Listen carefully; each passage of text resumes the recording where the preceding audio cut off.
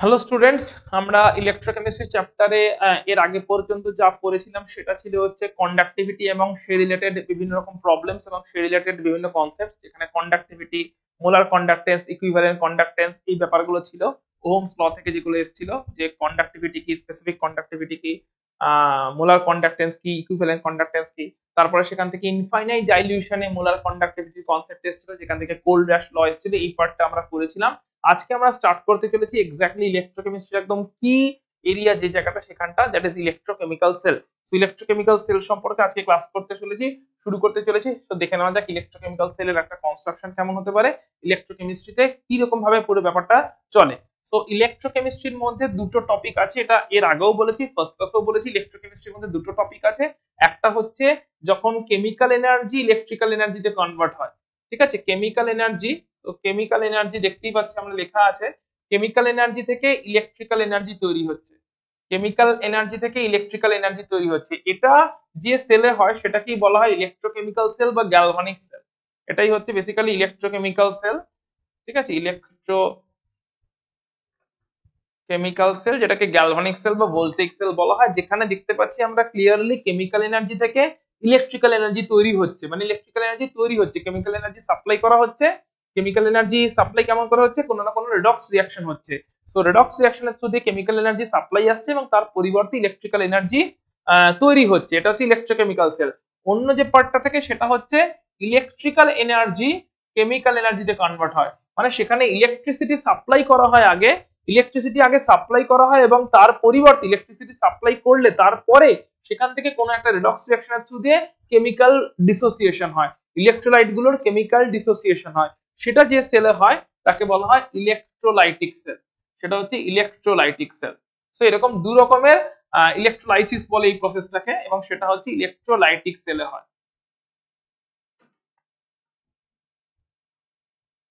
Electrolysis বলে প্রসেসটাকে, এবং সেটা হয় যে সেলে, তাকে বলে electrolytic cell. So electrochemical cell আর ইলেকট্রোলাইটিক সেল, এই দু রকমের সেল আছে। আমরা এখন দেখতে চলেছি ইলেকট্রোকেমিক্যাল সেল। বেসিক সেটআপটা দেখে নেওয়া যাক। সো বেসিক ফান্ডামেন্টাল সেটআপটা হচ্ছে এরকম, যে একটা বিকার আছে যার মধ্যে ZnSO4 এর সলিউশন আছে। ZnSO4 এর সলিউশন মানে আমরা জানি এখানে Zn2+ আয়ন প্রেজেন্ট আছে। ZnSO4 এর অ্যাকোয়াস সলিউশন আছে, একটা বিকারের মধ্যে ZnSO4 এর অ্যাকোয়াস সলিউশন আছে যেখানে Zn2+ আয়ন প্রেজেন্ট আছে। অন্য একটা বিকার আছে, সেখানে CuSO4 এর অ্যাকোয়াস সলিউশন প্রেজেন্ট আছে, যেখানে ক্লিয়ারলি দেখতে পাচ্ছি Cu2+ আয়ন প্রেজেন্ট আছে। এবারে এটা হচ্ছে দুটো বিকার, সেপারেটলি দুটো বিকার আছে। পুরো সেটআপটাকে দেখে নি।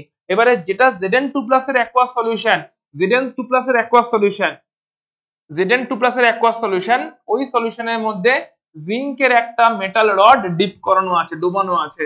আবার যেটা কপার 2+ এর অ্যাকোয়াস সলিউশন, তার মধ্যে একটা কপারের রড, কপারের মেটাল রড ডোবানো আছে। এই পুরোটার বাইরে একটা সার্কিট তৈরি করা হয়েছে, যেটাকে বলা হচ্ছে আউটার সার্কিট। আউটার সার্কিটটা মেটাল ওয়্যার দিয়ে তৈরি করা হয়েছে। মাঝখানে একটা গ্যালভানোমিটার রাখা আছে বা ভোল্টমিটার রাখা আছে, যেটা কারেন্ট ফ্লো এর ডাইরেকশনটাকে ডিসাইড করবে। কারেন্ট ফ্লো কতটা হচ্ছে, কতটা ভোল্টেজ তৈরি হচ্ছে, বা কতটা কারেন্ট ফ্লো হচ্ছে, কোন ডাইরেকশন থেকে কোন ডাইরেকশনে কারেন্টটা ফ্লো হচ্ছে, সেটাকে ডিসাইড করবে। সেটা হচ্ছে আউটার সার্কিট বেসিক্যালি, যেটা একটা মেটাল ওয়্যার দিয়ে তৈরি করা হয়েছে। মেটাল ওয়্যার দিয়ে যে আউটার সার্কিটটা হচ্ছে, সেটা সেখানে একটা ভোল্টমিটার আছে, মেটাল মেটাল ওয়্যারের থ্রু দিয়ে, মানে জিঙ্ক রড থেকে মেটাল ওয়্যারের থ্রু দিয়ে কপার রডটাকে কানেক্ট করা হয়েছে। এই আউটার সার্কিট একটা ভোল্টমিটার আছে, যেটা কিনা কতটা ভোল্টেজ তৈরি হচ্ছে, কারেন্ট যখন তৈরি হবে কতটা ভোল্টেজ তৈরি হলো, বা যে ভোল্টেজটাই তৈরি হলো না কেন কতটা ভোল্টেজ তৈরি হলো, বা যে ভোল্টেজটা তৈরি হলো সেটার ডাইরেকশন কোন দিকে, কারেন্টটা কোন দিক থেকে কোন দিকে ফ্লো করছে, এই ডাইরেকশন বা ভোল্টেজের অ্যামাউন্ট সেটা ডিসাইড করবে একটা ভোল্টমিটার রাখা আছে। আর ইনার সার্কিট কোন পার্টটা, এই পার্টটা হচ্ছে সল্ট ব্রিজ, যেটা কিনা ইনার সার্কিট তৈরি করছে। ইনার সার্কিট মানে এই দুটো সলিউশনকে কানেক্ট করছে। যে এইদিকে একটা জিঙ্ক 2+ এর সলিউশন আছে, লেফট সাইডে একটা জিঙ্ক 2+ এর সলিউশন আছে, রাইট সাইডে একটা কপার 2+ এর সলিউশন আছে। সো জিঙ্ক 2+ এর সলিউশন আর কপার 2+ এর সলিউশনকে ইনার ওয়েতে, ঠিক আছে, ভেতরের দিকে সলিউশন টু সলিউশন যে কানেকশনটা করছে, যাতে পুরো সার্কিটটা কমপ্লিট হয়। আউটার সার্কিটে তো মেটাল ওয়্যার দিয়ে কানেকশন, ভেতরের সার্কিটটা কেমন করে কমপ্লিট হবে, পুরো কারেন্টটা তো তখনই ফ্লো হবে, কারেন্টটা তখনই ফ্লো হবে যখন পুরো টোটাল সার্কিট কমপ্লিট হবে। সো টোটাল সার্কিট কমপ্লিটের জন্য যে ইনার সার্কিটটা, ওটা সল্ট ব্রিজের থ্রু দিয়ে কানেক্ট করা হচ্ছে। সল্ট ব্রিজ হিসাবে KCl এর পেস্ট ইউজ করা হয়। সল্ট ব্রিজ হিসাবে KCl পেস্ট ইউজ করা হয়, যে KCl পেস্টটা একটা এরকম ইউ শেপের টিউবের থ্রু দিয়ে দুটো ইলেকট্রোলাইটের সলিউশনকে Zn2+ aqueous সলিউশন আর Cu2+ aqueous সলিউশন, এই দুটো ইলেকট্রোলাইটের সলিউশনকে এই সল ব্রিজ KCl পেস্ট এটা দুজনকে কানেক্ট করে, that is the inner circuit. Outer সার্কিটে মেটাল ওয়্যার দিয়ে তৈরি হয়েছে। এই অবস্থায় কি সিচুয়েশন হয় সেটা আমরা দেখিনি। এই অবস্থায় যেটা জিঙ্ক রড আছে সেই জিঙ্ক রডের মেটাল অ্যাটম থেকে দুটো ইলেকট্রন লস্ট হয়, জিঙ্ক রডের মেটাল অ্যাটম থেকে দুটো ইলেকট্রন লস্ট হয়, দিয়ে Zn2+ আয়ন তৈরি হয়, যে আয়নটা সলিউশনে আসে। ঠিক আছে, আবার ওইদিকে কি হয়, যে সলিউশনের মধ্যে কপার 2+ আয়নগুলো ছিল সেটা দুটো ইলেকট্রন গেইন করে রডটার গা থেকে, কপার রডের গা থেকে, এবং সেটা কপার অ্যাটমে কনভার্ট হয় এবং সেটা ডিপোজিট হয়। ঠিক আছে, এটা হচ্ছে পুরো সিচুয়েশনটা হয়। মানে ডায়াগ্রামেটিক্যালি যদি বোঝার চেষ্টা করি ব্যাপারটা হয় এরকম যে এর বডিতে যে জিঙ্ক অ্যাটম গুলো আছে, জিঙ্ক অ্যাটম দুটো করে ইলেকট্রন লস করছে, দিয়ে Zn2+ ফর্মে সলিউশনে আসছে। জিঙ্ক অ্যাটম দুটো করে ইলেকট্রন লস করছে, দুটো করে ইলেকট্রন লস করছে, দিয়ে Zn2+ ফর্মে সলিউশনে আসছে। জিঙ্ক অ্যাটম গুলো রডের গায়ে থাকা জিঙ্ক অ্যাটম গুলো রডের গায়ে থাকা জিঙ্ক অ্যাটম গুলো দুটো করে ইলেকট্রন লস করছে, দিয়ে Zn2+ ফর্মে সলিউশনে আসছে। ওই ইলেকট্রন গুলো রডের গায়ে জমছে, যে লস্ট ইলেকট্রন গুলো রডের গায়ে জমছে, তাহলে রডটার চার্জ হয়ে গেল নেগেটিভ চার্জ। লস্ট ইলেকট্রন গুলো যেহেতু রডের গায়ে জমছে তাই রডটার চার্জ হয়ে গেল নেগেটিভ চার্জ। নেগেটিভ চার্জ যেখানে তৈরি হলো তাকে আমরা বলে থাকি অ্যানোড, এবং এখানে যেহেতু লস অফ ইলেকট্রন হয়েছে তার মানে আমরা বলতে পারি অ্যানোডে হয়েছে অক্সিডেশন। অক্সিডেশন হয়েছে অ্যানোডে, লস অফ ইলেকট্রন যেহেতু হয়েছে আমরা তাই এটা বলতে পারছি। সো পুরো গল্পটা হলো জিঙ্ক রড দুটো করে জিঙ্ক রডের মধ্যে থাকা অ্যাটম গুলো, জিঙ্ক রডের মধ্যে থাকা জিঙ্ক অ্যাটম গুলো দুটো করে ইলেকট্রন লস করেছে, দিয়ে Zn2+ ফর্মে অ্যাকুয়াস সলিউশনে চলে এসেছে। দুটো ইলেকট্রন লস করা মানে Zn2+ সলিউশন তৈরি হওয়া, Zn2+ আয়ন তৈরি হওয়া, যে আয়নটা সলিউশনে চলে আসছে। তার মানে সলিউশনে যখন Zn2+ চলে এলো তখন কিন্তু জিঙ্ক অ্যাটমটা নিউট্রাল রইলো না। ঠিক আছে, জিঙ্ক অ্যাটম গুলো দুটো করে ইলেকট্রন লস করেছে, দিয়ে Zn2+ আয়ন তৈরি করেছে, আয়নটা সলিউশনে চলে এসেছে। ইলেকট্রন গুলো কোথায় গেল? ইলেকট্রন গুলো জমেছে রডটার গায়ে। তার মানে লস অফ ইলেকট্রনের থ্রু দিয়ে ইলেকট্রন জমলো। ইলেকট্রন যে রডের গায়ে জমলো সেখানে মাইনাস চার্জ অ্যাকুমুলেটেড হলো, আর যেহেতু অক্সিডেশনের থ্রু দিয়ে ইলেকট্রনটা জমেছে তাই তাকে আমরা অ্যানোড বললাম। এই জিঙ্ক রডটাকে আমরা অ্যানোড বললাম। অ্যানোডের ডেফিনেশনটা কি? অ্যানোড হচ্ছে সেই ইলেকট্রোডটা যেখানে অক্সিডেশন হয়। যেহেতু এখানে লস অফ ইলেকট্রন হয়েছে, লস অফ ইলেকট্রন মানে এখানে অক্সিডেশন হয়েছে, আর অক্সিডেশন যেহেতু এখানে হয়েছে, লস অফ ইলেকট্রনের থ্রু দিয়ে যেহেতু অক্সিডেশন হয়েছে, তার জন্য যে ইলেকট্রন গুলো লস্ট হয়েছিল সেগুলো জিঙ্ক রডের গায়ে জমা হয়েছে। তাই যেটা অ্যানোড ইলেকট্রোড যেখানে অক্সিডেশন হলো, সেই অক্সিডেশন ইলেকট্রোডটা বা অ্যানোড ইলেকট্রোডটা একটা নেগেটিভ পটেনশিয়াল পেল, তার কারণ নেগেটিভ চার্জ অ্যাকুমুলেট হয়েছে অ্যানোড জিঙ্ক ইলেকট্রোডের গায়ে। এবারে দেখা যাক ওই দিকটাতে কি হয়েছে। ওইদিকে সলিউশনের মধ্যে প্রচুর Cu2+ আয়ন ছিল। ওই Cu2+ আয়নগুলো কি করেছে? মেটাল রড থেকে ইলেকট্রনকে অ্যাকসেপ্ট করেছে, দিয়ে কপার অ্যাটম হিসাবে রডের গায়ে জমেছে। তার মানে রড থেকে ইলেকট্রনকে নিয়ে নিল। কে নিয়ে নিল? সলিউশনের আয়নগুলো। সলিউশনের আয়নগুলো যদি রড থেকে ইলেকট্রনকে নিয়ে নেয় তাহলে রডটার বডিতে clearly positive charge, electron deficiency বা পজিটিভ চার্জ তৈরি হচ্ছে। কারণ সলিউশনটা কি করছে? সলিউশনের মধ্যে অ্যাকুয়াস সলিউশনের মধ্যে Cu2+ আয়ন আছে, ওই Cu2+ আয়নগুলো অ্যাকসেপ্ট করছে কাকে? দুটো করে ইলেকট্রনকে। কোত্থেকে পাচ্ছে ইলেকট্রন দুটোকে? ইলেকট্রনগুলোকে এই রডের গা থেকে। রডের গায়ে যে কপার অ্যাটম গুলো আছে, রডটা তো কপার অ্যাটম দিয়ে তৈরি, ওই কপার অ্যাটম থেকে, রডের মধ্যে থাকা কপার অ্যাটম থেকে কপার 2+ আয়ন যে কিনা সলিউশনে ছিল, সে রডের মধ্যে থাকা কপার অ্যাটম থেকে দুটো করে ইলেকট্রন অ্যাকসেপ্ট করে নিচ্ছে। তার মানে এখানে রিডাকশন হচ্ছে, ইলেকট্রনের অ্যাকসেপ্টেন্স হচ্ছে মানে রিডাকশন হচ্ছে। এর ফলে যেহেতু ইলেকট্রন অ্যাকসেপ্ট করে নিল, রডের বডি থেকে ইলেকট্রনকে অ্যাকসেপ্ট করে নেওয়া হলো, সেই কারণে রডটা হয়ে গেল পজিটিভ চার্জ। আর ইলেকট্রন অ্যাকসেপ্ট করে ওই যে কপার আয়নগুলো ছিল ওরা নিউট্রাল কপার মেটালে কনভার্ট হয়ে গেল, আর ওই কপার মেটালটা রডের গায়েতেই আবার ডিপোজিট হতে শুরু করলো। কিন্তু রডটাতে কি হলো? মেটাল রডটাতে কি হলো? মেটাল রডটাতে রিডাকশন হয়ে গেল, কারণ সলিউশনের কপার 2+ মেটাল রডের বডি থেকে ইলেকট্রন অ্যাকসেপ্ট করেছে, আর ইলেকট্রন অ্যাকসেপ্ট করলে আমরা রিডাকশনই বলে থাকি। আর এই রিডাকশনের ফলে মেটাল রডটা কোন পটেনশিয়াল পেল? মেটাল রডটা পেল হচ্ছে পজিটিভ পটেনশিয়াল। তাই পজিটিভ পটেনশিয়াল যে মেটাল রড পায় তাকে আমরা বলি ক্যাথোড, কারণ হচ্ছে সেখানে হয়েছে হচ্ছে রিডাকশন। সো ক্যাথোডের ডেফিনেশন হচ্ছে রিডাকশন যে পার্টিকুলার ইলেকট্রোডে হবে তাকে বলবো আমরা ক্যাথোড, অক্সিডেশন যে পার্টিকুলার ইলেকট্রোডে হবে তাকে আমরা বলবো অ্যানোড, আর অক্সিডেশন হলে লস অফ ইলেকট্রন হয়, লস্ট ইলেকট্রন গুলো অ্যানোডের গায়ে জমা হয়, তার ফলে অ্যানোড একটা নেগেটিভ পটেনশিয়াল পায়। আর গেইন যদি হয়, ইলেকট্রনের গেইন যদি হয়, রড থেকে যদি ইলেকট্রনের গেইন হয়ে যায় তাহলে রডটা একটা পজিটিভ পটেনশিয়াল পায় এবং তার ফলে রিডাকশন হয় এবং রিডাকশনের জন্য রডটা পজিটিভ পটেনশিয়াল পায় এবং এইভাবে তৈরি হয় ক্যাথোড। সেটা হচ্ছে একটা পুরো ইলেকট্রোকেমিক্যাল সেলের সেটআপ। এবার এই অবস্থায় নেগেটিভ পটেনশিয়াল যেদিকে আছে সেদিকে ইলেকট্রন বেশি আছে, তার মানে নেগেটিভ পটেনশিয়াল থেকে ইলেকট্রন গুলো পজিটিভ পটেনশিয়ালের দিকে ফ্লো শুরু করে। নেগেটিভ পটেনশিয়াল থেকে ইলেকট্রন গুলো পজিটিভ পটেনশিয়ালের দিকে ফ্লো শুরু করে। কেন ফ্লো করছে? কারণ যেদিকে নেগেটিভ পটেনশিয়াল তৈরি হচ্ছে, মাইনাস চার্জ তৈরি হচ্ছে, এক্সেস অফ ইলেকট্রন অ্যাকুমুলেট হয়েছে, সেদিক থেকে ইলেকট্রনের ফ্লো হবে পজিটিভ পটেনশিয়ালের দিকে। ইলেকট্রনের ফ্লো যে ডাইরেকশনে হয় আমরা জানি তার উল্টো ডাইরেকশনেই কারেন্টের ফ্লো হয়। ইলেকট্রনের ফ্লো এর ডাইরেকশনের অপোজিট ডাইরেকশনে কারেন্ট ফ্লো হবে, যেটা আমাদের ভোল্টামিটার দেখিয়ে দেবে যে কারেন্ট ফ্লোটা হচ্ছে বা কারেন্ট ফ্লো এর ডাইরেকশন হচ্ছে অপোজিট ডাইরেকশনে।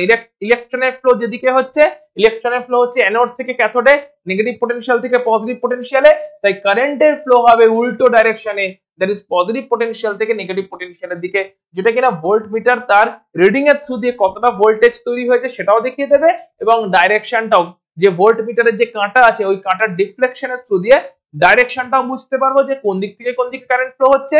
এট দ্য সেম টাইম সেই কারেন্ট ফ্লো যখন হচ্ছে তখন কতটা ভোল্টেজ জেনারেট হয়েছে, এরকম ইলেকট্রনের ফ্লো এর ফলে কতটা ভোল্টেজ জেনারেট হয়েছে সেটা আমরা বুঝতে পারবো। সেটা হচ্ছে পুরোপুরি একটা ইলেকট্রোকেমিক্যাল সেলের বেসিক সেটআপ। এই সেলটাকে রিপ্রেজেন্ট কেমন করে করা হচ্ছে, তো নিচে এখানে দেখিয়েছি রিপ্রেজেন্ট কেমন করে করা হচ্ছে। একদম লেফটে লিখেছি কাকে, অ্যানোডটাকে, জিঙ্ক অ্যানোড, তারপরে বাউন্ডারি দিয়েছি একটা সিঙ্গেল স্ল্যাশ দিয়ে, তারপরে লিখেছি অ্যানোডিক ইলেকট্রোলাইটটাকে আছে, ZnSO4 অ্যাকোয়াস সলিউশন হচ্ছে অ্যানোডিক ইলেকট্রোলাইট, তাকে লিখেছি। তারপরে প্যারালাল একটা সাইন দিয়েছি যাকে বলছি আমরা সল্ট ব্রিজ, সল্ট ব্রিজের পরে লিখেছি ক্যাথোডিক ইলেকট্রোলাইট, ক্যাথোডিক ইলেকট্রোলাইটটাকে ক্যাথোড চেম্বারে যে ইলেকট্রোলাইট অ্যাকোয়াস CuSO4 তাকে লিখেছি। তারপরে একটা আবার বাউন্ডারি দিয়েছি এবং তারপরে লাস্টে লিখেছি হচ্ছে কপার ইলেকট্রোড যেটা কিনা ক্যাথোড। তাহলে ফরম্যাটটা থাকছে অ্যানোড, অ্যানোডের পরে anodic electrolyte, salt bridge, cathodic electrolyte, cathode. এই ফরম্যাটে এই পুরো পিকচারটাকে যে শর্টকাট ফরম্যাটে রিপ্রেজেন্ট করলাম এটাকে বলে সেল রিপ্রেজেন্টেশন। সেল রিপ্রেজেন্টেশন মানে এই শর্টকাট যে ফরম্যাটটাতে রিপ্রেজেন্ট করা হলো এটা বেসিক্যালি পুরো পিকচারটাকেই ডিনোট করছে, অর্থাৎ পুরো পিকচারটা সবসময় ড্র না করে আমরা সেল রিপ্রেজেন্টেশনের থ্রু দিয়েও পুরো কোথায় কি হচ্ছে বুঝতে পারি।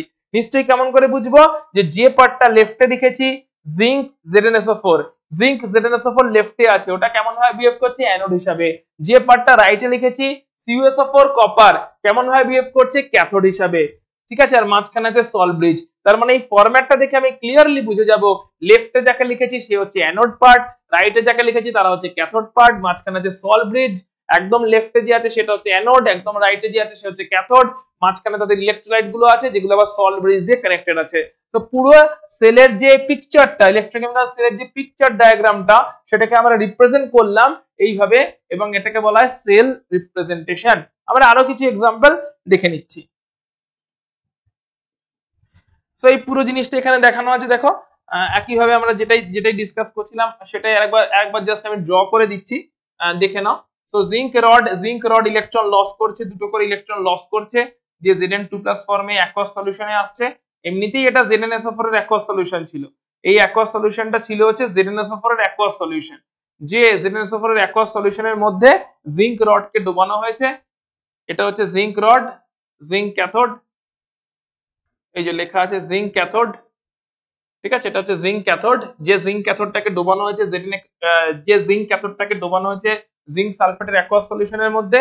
এবার তারপরে হচ্ছে লস করছে, ইলেকট্রন লস করছে, জিঙ্ক অ্যাটম গুলো ইলেকট্রন লস করে Zn2+ এর সলিউশনে আসছে। যে লস্ট ইলেকট্রন সেগুলো এর গায়ে জমছে, যেহেতু অক্সিডেশন হচ্ছে ইলেকট্রন লস হচ্ছে আর তার জন্য ইলেকট্রন গুলো জমছে, অক্সিডেশন হচ্ছে বলে এটাকে আমরা অ্যানোড বলছি, আর যেহেতু লস্ট ইলেকট্রন গুলো জমছে তার জন্য এটা নেগেটিভ পটেনশিয়াল পাচ্ছে। তো এই অ্যানোডটার পটেনশিয়াল হয়ে যাচ্ছে নেগেটিভ পটেনশিয়াল। সো অ্যানোডটা কি পাচ্ছে, অ্যানোডটা পাচ্ছে হচ্ছে নেগেটিভ পটেনশিয়াল। নেগেটিভ পটেনশিয়াল কেন পাচ্ছে, কারণ ইলেকট্রন লস করে জিঙ্ক অ্যাটম গুলো Zn2+ ফর্মে সলিউশনে আসছে। সো ইকুয়েশনটা নিচে থাকছে, দেখো ইকুয়েশনটা নিচে থাকছে যেখানে যেহেতু অক্সিডেশন হচ্ছে জিঙ্ক ইলেকট্রন লস করছে দিয়ে Zn2+ অ্যাকোয়াস আয়ন তৈরি করছে আর তার সঙ্গে দুটো ইলেকট্রন লস করছে, এটা থাকছে এটা থাকছে তোমার ইকুয়েশনটা। ওইদিকের ইকুয়েশনটা দেখে নি। এদিকে চেম্বারে কি হচ্ছে, এদিকে চেম্বারে কপার সালফেটের অ্যাকোয়াস সলিউশন ছিল, কপার সালফেটের অ্যাকোয়াস সলিউশনের মধ্যে ডোবানো হয়েছে এটা কপার রড, কপার সালফেটের অ্যাকোয়াস সলিউশনের মধ্যে কপার রডকে ডোবানো হয়েছে। যেখানে এখানে কি হচ্ছে, সলিউশনের মধ্যে থাকা যে কপার 2+ আয়নগুলো ছিল, সলিউশনের মধ্যে থাকা কপার 2+ যে আয়নগুলো ছিল, ওই সলিউশনের মধ্যের কপার 2+ আয়নগুলো রড থেকে ইলেকট্রন অ্যাকসেপ্ট করছে, দিয়ে নিজেরা কপার অ্যাটমে কনভার্ট হয়ে যাচ্ছে। রড থেকে ইলেকট্রন অ্যাকসেপ্ট করার জন্য রডটা হয়ে যাচ্ছে পজিটিভ পোটেনশিয়াল, রডটা হয়ে যাচ্ছে পজিটিভ পোটেনশিয়াল। আর যেহেতু ইলেকট্রন অ্যাকসেপ্ট করছে, এখানে রিডাকশন হচ্ছে। রিডাকশন যে ইলেকট্রোডে হয় তাকে আমরা ক্যাথোড বলে থাকি। এই ক্যাথোডের পোটেনশিয়াল কেমন হয়ে যাচ্ছে, ক্যাথোডের পোটেনশিয়াল হয়ে যাচ্ছে পজিটিভ পোটেনশিয়াল। অলরেডি ডিসকাস করেছি, আরেকবার জাস্ট ডায়াগ্রামটাতে দেখিয়ে দিলাম। সো পজিটিভ পোটেনশিয়াল হয়ে যাচ্ছে। এখানে ইকুয়েশনটা কি হচ্ছে, যেহেতু লস অফ ইলেকট্রন হয়েছে, তাই এখানে ইকুয়েশনটা থাকছে Cu2+, sorry gain of electron হয়েছে Cu2+ অ্যাকোয়াস, সে কিনা দুটো করে ইলেকট্রন গেইন করলো। আচ্ছা দাঁড়াও, এটাকে এখানে না লিখে আলাদা করে লিখে দিই, এখানে যেমন আছে থাক।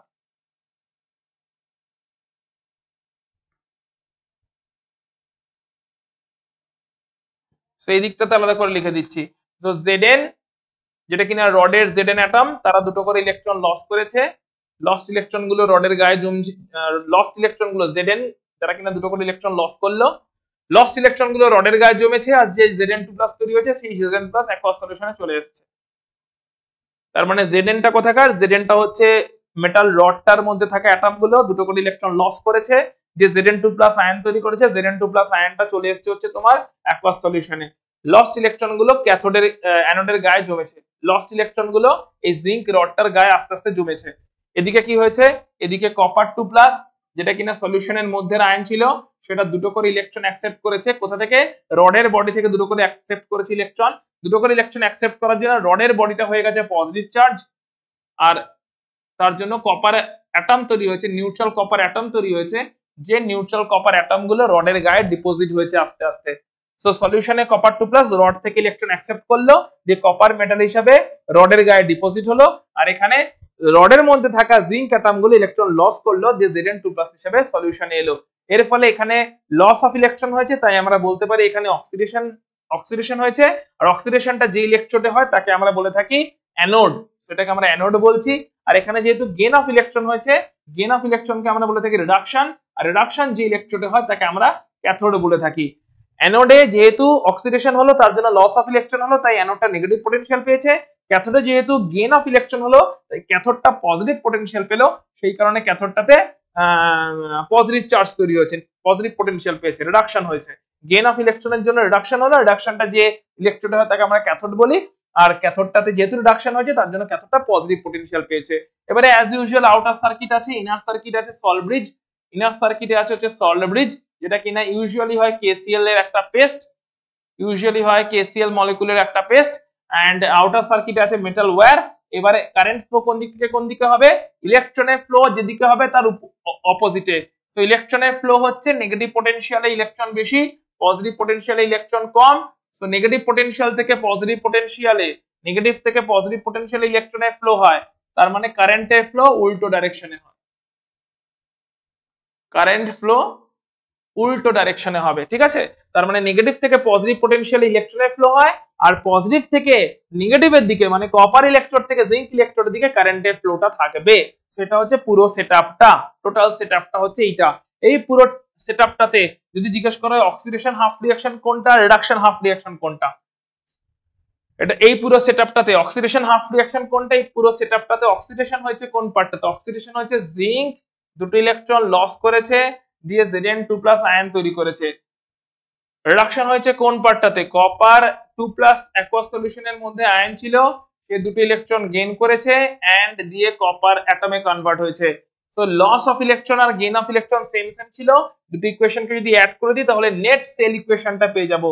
সো LHS গুলোকে অ্যাড করছি, -2 ইলেকট্রন +2 ইলেকট্রন ক্যান্সেল আউট হয়ে যাচ্ছে, zinc plus copper 2+ giving RHS গুলোকে অ্যাড করছি, Zn2+ প্লাস কপার, সেটা হচ্ছে আমার নেট সেল ইকুয়েশন। এই পুরো ইকুয়েশনটাতে কি কি হয়েছে একবার দেখে নেওয়া যাক। পুরো সেটআপটা এখানে দেখানো আছে, পুরো সেটআপটাই এখানে দেখানো আছে। এটা আছে হচ্ছে Zn2+ এর অ্যাকোয়াস সলিউশন, এটা আছে Cu2+ এর অ্যাকোয়াস সলিউশন। বাকিটা পুরো জিনিসটা তোমাদেরকে এক্সপ্লেন করেছি আমি অলরেডি। কি কি অবজারভেশন আছে দেখে নেওয়া যাক। তো জিঙ্ক থেকে যেহেতু জিঙ্ক অ্যাটমগুলো যেহেতু ইলেকট্রন লস করে Zn2+ ফর্মে সলিউশনে চলে আসছে, তাই জিঙ্ক রডটা আস্তে আস্তে তার ওয়েট লস করছে, করোশন হয়ে যাচ্ছে, কারণ জিঙ্ক মেটাল অ্যাটমগুলো আর জিঙ্ক রডের গায়ে থাকছে না, জিঙ্ক মেটাল অ্যাটমগুলো সলিউশনে Zn2+ তৈরি করে চলে আসছে। তো জিঙ্ক রড আস্তে আস্তে করোড হয়ে যাচ্ছে, তার ওয়েট কমতে থাকছে, কনসেন্ট্রেশন অফ Zn2+ আয়ন বাড়তে থাকছে, কারণ সলিউশনে প্রচুর Zn2+ আসছে, রডটা থেকে ইলেকট্রন লস হচ্ছে, প্রচুর Zn2+ সলিউশনে আসছে। সো ক্লিয়ারলি সলিউশনের মধ্যে Zn2+ এর কনসেন্ট্রেশন বাড়তে থাকছে। কপার ডিপোজিট হচ্ছে ক্যাথোডের গায়ে, ইলেকট্রোডের গায়ে কপার আস্তে আস্তে ডিপোজিট হচ্ছে, কারণ সলিউশনের মধ্যে যে Cu2+ আছে ওটা আস্তে আস্তে ডিপোজিট হচ্ছে কপারের গায়ে, কপার রডটার গায়ে, কপার রডের গায়ে সলিউশনের মধ্যে Cu2+ ডিপোজিট হচ্ছে, ইলেকট্রনটা পাচ্ছে কোত্থেকে? কপার 2+, সলিউশনের মধ্যে থাকা কপার 2+, ওই রডটার গা থেকে ইলেকট্রনকে অ্যাকসেপ্ট করে নিচ্ছে, দিয়ে মেটাল অ্যাটমে কনভার্ট হচ্ছে, আর ওই কপার মেটাল অ্যাটম গুলো ডিপোজিট হচ্ছে রডের বডিতে। আর কি বলছে? কনসেন্ট্রেশন অফ কপার 2+ আস্তে আস্তে কমে যাচ্ছে, কারণ কমবেই, কারণ হচ্ছে কপার 2+ যে আয়নটা ছিল সেটা আস্তে আস্তে কি হয়ে যাচ্ছে, ইলেকট্রনকে অ্যাকসেপ্ট করছে মেটাল রডের বডি থেকে, দিয়ে মেটাল রডটার গায়ে কপার অ্যাটম হিসাবে, নিউট্রাল কপার অ্যাটম হিসাবে জমছে, তো সলিউশন থেকে কপার 2+ চলে যাচ্ছে, তো হবেই হবে, ঠিক আছে। আর এক্সটার্নাল সার্কিটের থ্রু দিয়ে ইলেকট্রনের ফ্লো হচ্ছে, ইন্টারনাল সার্কিটের থ্রু দিয়ে আয়নসের ফ্লো হচ্ছে। সো ইন্টারনাল সার্কিট কিনা সলব্রিজের থ্রু দিয়ে আয়নসের ফ্লো হয়, দি ইলেকট্রোলাইট গুলোর মধ্যে সার্কিটটা মেইনটেইন থাকে, আর এক্সটার্নাল সার্কিটে থাকে হচ্ছে মেটাল ওয়্যার, যার থ্রু দিয়ে ইলেকট্রনের ফ্লো হয়, এবং এইভাবে পুরো সার্কিটটা কমপ্লিট হয়, আর ইলেকট্রিক্যাল কারেন্ট সেই ডাইরেকশনে অপোজিট হয় যেদিকে ইলেকট্রন ফ্লো হচ্ছে। ইলেকট্রনের ফ্লো নেগেটিভ পটেনশিয়াল থেকে পজিটিভ পটেনশিয়ালের দিকে হবে, তাই কারেন্টের ফ্লো পজিটিভ থেকে নেগেটিভ পটেনশিয়ালের দিকে হয়ে থাকবে। হাফ সেল রিঅ্যাকশন গুলো অলরেডি আমরা ডিসকাস করে নিয়েছি, oxidation half cell already discuss করে নিয়েছি, তাই এখানে আলাদা করে বলছি না, এই যে আমরা আগে স্লাইডে ডিসকাস করে নিয়েছি। So this are the half cell reactions.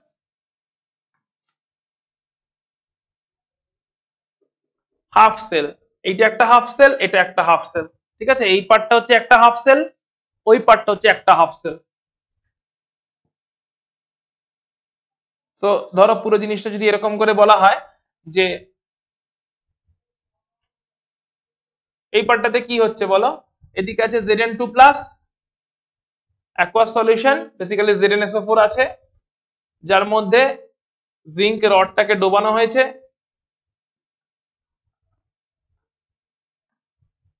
So এটা একটা হাফ সেল। এটা কি হাফ সেল? এটা oxidation half cell. Oxidation half সেলে কি হচ্ছে? অক্সিডেশন হচ্ছে, জিঙ্ক রড ইলেকট্রন লস করছে, যে জিঙ্ক 2+ আয়নে কনভার্ট হচ্ছে, যে আয়নগুলো সলিউশনে আসতে থাকছে, যে আয়নগুলো ইলেকট্রন লস করে সলিউশনে আসতে থাকছে, সেটা অক্সিডেশন হাফ সেল, কারণ লস অফ ইলেকট্রন হচ্ছে, লস অফ ইলেকট্রন, তাই অক্সিডেশন হাফ সেল। কোনো সার্কিট নেই, কিচ্ছু নেই, জাস্ট হাফ সেলটাকে দেখালাম। এদিকে আছে রিডাকশন হাফ সেল, যেটা কিনা বেসিক্যালি কপার 2+ আয়ন, কপার 2+ আয়নের একটা সলিউশন, CuSO4 এর অ্যাকোয়াস সলিউশন। এই কপার 2+ আয়নের অ্যাকোয়াস সলিউশনের মধ্যে কপার রড ডোবানো হয়েছে, এর ফলে কপার 2+ আয়ন গুলো কি করছে, মেটাল রডের গায়ে গিয়ে ইলেকট্রন অ্যাকসেপ্ট করে, মেটাল রডের গা থেকে ইলেকট্রন অ্যাকসেপ্ট করে, মেটাল রডের বডি থেকে ইলেকট্রন অ্যাকসেপ্ট করছে, দি নিউট্রাল কপার অ্যাটম হিসাবে ডিপোজিট হচ্ছে কপার রডের গায়ে, নিউট্রাল কপার অ্যাটম হিসেবে ডিপোজিট হচ্ছে কপার রডটার গায়ে, ঠিক আছে। সেটা হচ্ছে রিডাকশন হয়েছে, তাই এটাকে আমরা বলবো রিডাকশন হাফ সেল।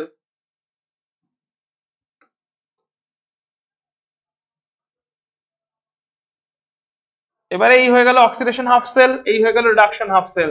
এতক্ষণ পর্যন্ত কোনো সার্কিট আছে, কোথাও কিছু আছে? কিচ্ছু নেই, কোনো সার্কিট তৈরি করা হয়নি, কিচ্ছু জোড়া হয়নি। এবারে যদি সার্কিট আমি জয়েন করি, এই আউটার সার্কিট জয়েন করলাম, মাঝখানে একটা ভোল্টমিটার রাখলাম, এবং আউটার সার্কিটকে জয়েন করলাম, ভোল্ট মিটার রেখে আউটার সার্কিটকে জয়েন করলাম মেটাল ওয়্যারের থ্রু দিয়ে, আর ইনার সার্কিটকে জয়েন করলাম আমি সল্ট ব্রিজের থ্রু দিয়ে। তো এই একটা সল্ট ব্রিজকে কনস্ট্রাক্ট করা হলো, যার মধ্যে KCl পেস্ট এরকম কিছু আছে, এই এতক্ষণে সার্কিট জয়েন হলো, KCl পেস্ট যেটা কিনা আমাদের সল্ট ব্রিজ, এই এতক্ষণে সার্কিট জয়েন হলো, এতক্ষণে সার্কিট কি হলো, জয়েন হলো। এবারে যেই জয়েন হবে, এখানে লস অফ ইলেকট্রন হচ্ছে, অক্সিডেশন হাফ সেলে কি হচ্ছে, লস অফ ইলেকট্রন হয়েছে। তো প্রচুর ইলেকট্রন এখানে জমেছে, ওই ইলেকট্রন গুলো ফ্লো করতে শুরু করবে এই ডাইরেকশনে, কারণ এখান থেকে ইলেকট্রন অ্যাকসেপ্ট হয়ে গেছে। সো রডের গা থেকে ইলেকট্রন চলে গেছে, রডের বডি থেকে ইলেকট্রন চলে গেলে রডটা পজিটিভ চার্জ পেয়েছে। সো নেগেটিভ পটেনশিয়াল থেকে পজিটিভ পটেনশিয়ালে, এটা হচ্ছে পজিটিভ পটেনশিয়াল তৈরি হচ্ছে এই মেটাল রডের গায়ে, কপার মেটাল রডের গায়ে, আর জিঙ্ক মেটাল রডের গায়ে নেগেটিভ পটেনশিয়াল তৈরি হয়েছে।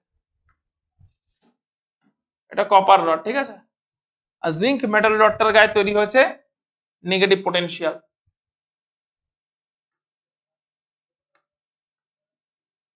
নেগেটিভ পটেনশিয়াল তৈরি হয়েছে জিঙ্ক মেটাল রডটার গায়ে। আর যেহেতু জিঙ্ক মেটাল রডে অক্সিডেশন হয়েছে, তাই এটাকে আমরা বলবো অ্যানোড। অক্সিডেশন যে ইলেকট্রোডে হয় তাকে আমরা অ্যানোড বলি। যেহেতু কপার রডের গায়ে রিডাকশন হয়েছে, তাই কপার রডটাকে আমরা বলবো ক্যাথোড। যে ইলেকট্রোডে রিডাকশন হয় তাকে আমরা ক্যাথোড বলি। So anode, cathode, oxidation, reduction সবটাই হলো নেগেটিভ পটেনশিয়াল পজিটিভ পটেনশিয়াল তৈরি হলো যখন কানেক্ট করলাম, নেগেটিভ পটেনশিয়াল থেকে ইলেকট্রন ফ্লো করলো পজিটিভ পটেনশিয়ালে। কানেক্ট দুভাবে করেছি, আউটার সার্কিটে ওয়্যার দিয়ে, ইনার সার্কিটে সল্ট ব্রিজের পেস্ট দিয়ে। সল্ট ব্রিজে কেসিএল পেস্ট দিয়ে আমরা পুরো কানেকশনটা করেছি। এর ফলে নেট সেল রিঅ্যাকশনটা কেমন হবে, এই অক্সিডেশন হাফ রিঅ্যাকশন আর রিডাকশন হাফ রিঅ্যাকশন, এদেরকে জয়েন করে দাও। অক্সিডেশন আর রিডাকশন হাফ রিঅ্যাকশনকে জয়েন করে দিলেই -2 ইলেকট্রন +2 ইলেকট্রন কেটে যাবে এবং নেট সেল ইকুয়েশনটা পাওয়া যাবে।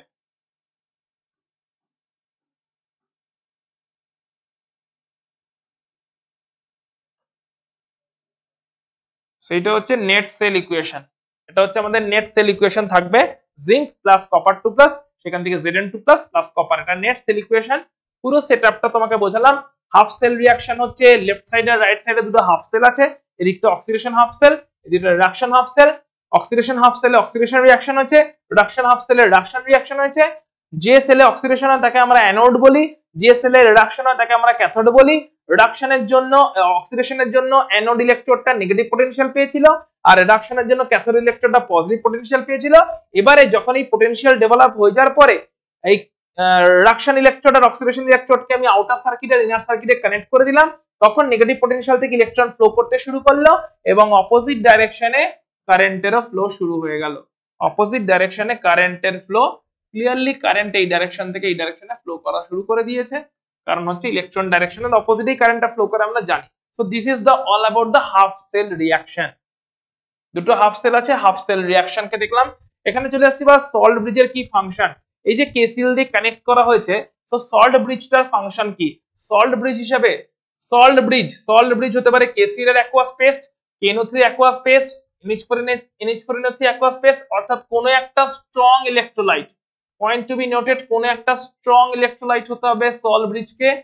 যে সল্ট ব্রিজটা স্ট্রং ইলেকট্রোলাইট এই কারণে হতে হবে যাতে একটা ক্যাটায়ন এবং একটা অ্যানায়ন তৈরি হতে পারে, একটা ক্যাটায়ন এবং একটা অ্যানায়ন তৈরি হতে পারে by dissociation in aqueous solution.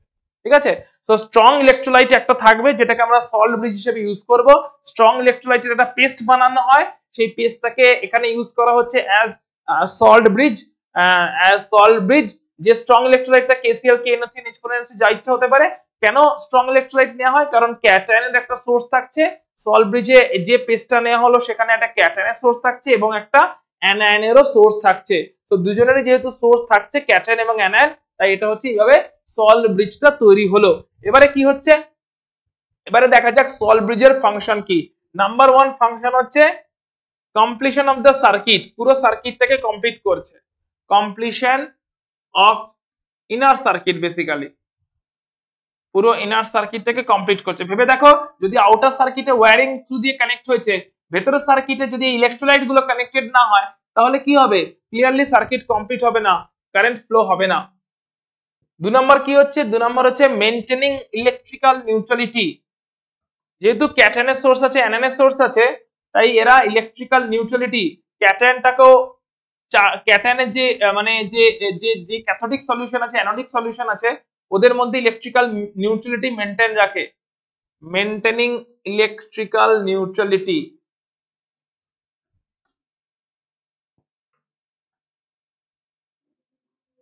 Zn2+ এর সলিউশনটাকেও ইলেকট্রিক্যালি নিউট্রাল থাকতে হেল্প করে, আবার copper2+ এর সলিউশনটাকেও ইলেকট্রিক্যালি নিউট্রাল থাকতে হেল্প করে। ইলেকট্রিক্যাল নিউট্রালিটি মেইনটেইন থাকলে কি হবে? সাস্টেনেবিলিটি অফ কারেন্ট ফ্লোটা কন্টিনিউয়াস চলতে থাকবে।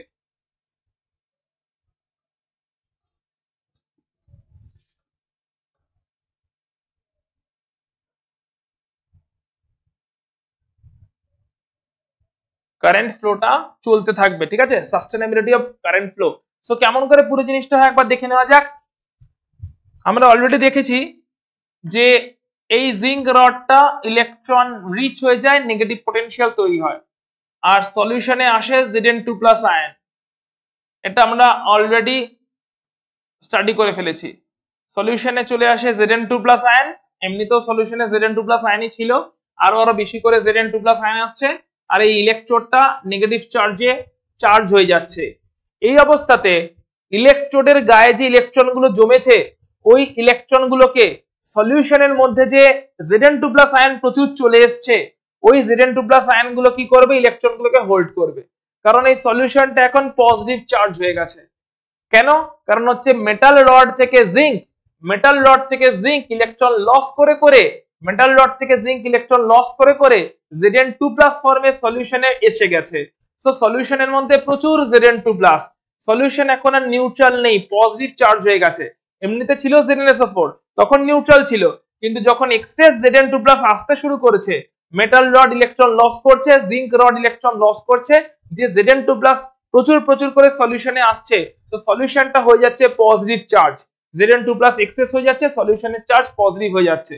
পজিটিভ চার্জ সলিউশনের মধ্যে যখন আমি এই Zn রডটা ডিপ করানো আছে, Zn রডের গায়ে জমা হয়েছে নেগেটিভ পটেনশিয়াল, কারণ হচ্ছে ইলেকট্রনগুলো অ্যাকুমুলেট হয়েছে, লস্ট ইলেকট্রনগুলো অ্যাকুমুলেট হয়েছে, ওই ইলেকট্রনগুলোকে ফ্লো করতে দেবে না এই এক্সেস পজিটিভ চার্জটা। কেন? কারণ হচ্ছে excess positive charge Zn2+ excess সলিউশনে আসাতে সলিউশনের মধ্যে যে পজিটিভ চার্জটা জেনারেট হলো, ওটা ইলেকট্রনগুলোকে হোল্ড করে রাখবে। তাই মেটাল রডের বডিতে যে ইলেকট্রনগুলো ডিপোজিট হয়েছে, অ্যাকুমুলেট হয়েছে, ওই ইলেকট্রনগুলোকে যদি হোল্ড করে রাখে অপোজিট চার্জের অ্যাট্রাকশনের থ্রু দিয়ে, তাহলে ইলেকট্রনের ফ্লো কেমন করে হবে? ইলেকট্রনটা যদি এখান থেকে ফ্লো করে যেতেই না পারে, তাহলে কারেন্ট কেমন করে জেনারেট হবে? ইলেকট্রিক্যাল সাস্টেনেবিলিটি কেমন করে থাকবে কারেন্ট ফ্লোয়ের? কারেন্ট তো প্রথমে ইলেকট্রন কিছু তৈরি হবে, ইলেকট্রন তৈরি হওয়ার পরে কিছু ফ্লো করবে, যেই সলিউশনে প্রচুর পজিটিভ আয়ন আসতে শুরু করবে, Zn2+ আয়ন আসতে শুরু করবে, Zn2+ আয়নের সলিউশন পুরো পজিটিভ হয়ে যাবে, পজিটিভ সলিউশনের আয়নগুলো এই ইলেকট্রনগুলোকে হোল্ড করবে, যেতে দেবে না, ইলেকট্রনের ফ্লো একসময় বন্ধ হয়ে যাবে, কারেন্ট প্রোডাকশন বন্ধ হয়ে যাবে, কারেন্টের ফ্লো সাস্টেনেবিলিটি বন্ধ হয়ে যাবে, কারণ সলিউশনটা পজিটিভ চার্জ হয়ে গেছে। সলিউশন পজিটিভ চার্জ হয়ে গেলে ফ্লো অফ ইলেকট্রন বন্ধ হয়ে যাবে, কারণ ইলেকট্রনগুলোকে ওই পজিটিভ চার্জ হোল্ড করছে। একইভাবে এদিকের সলিউশনটা কি হয়ে যাচ্ছে? এদিকের সলিউশনে প্রচুর SO4 আয়ন রয়ে যাচ্ছে। কেন? কারণ copper2+ গুলো তো ডিপোজিট হয়ে যাচ্ছে, copper2+ ডিপোজিট হয়ে যাচ্ছে মেটাল রড থেকে ইলেকট্রনকে নিয়ে, তাই মেটাল রডটা নিজে তো পজিটিভ চার্জ হয়ে গেল, মেটাল রড থেকে ইলেকট্রনকে নিয়ে copper2+ আয়নগুলো কি হয়ে যাচ্ছে? মেটাল রডের গায়ে ডিপোজিট হয়ে যাচ্ছে। তার জন্য মেটাল রডের বডি থেকে ইলেকট্রন নেওয়ার জন্য মেটাল রড নিজে তো হয়ে গেল পজিটিভ চার্জ, আর যত copper2+ আয়ন ছিল সেগুলো কি রইলো না? copper2+ আস্তে আস্তে ডিপোজিট হয়ে যাচ্ছে। সো copper2+ মেটাল রডের বডি থেকে ইলেকট্রন নিয়ে কপার অ্যাটমে কনভার্ট হচ্ছে, আর নিউট্রাল কপার অ্যাটম গুলো ডিপোজিট হয়ে যাচ্ছে কপার রডটার গায়ে, তার ফলে সলিউশন থেকে copper2+ আয়ন চলে যাচ্ছে, তার মানে SO4 আয়ন প্রচুর এক্সেস রয়ে যাচ্ছে।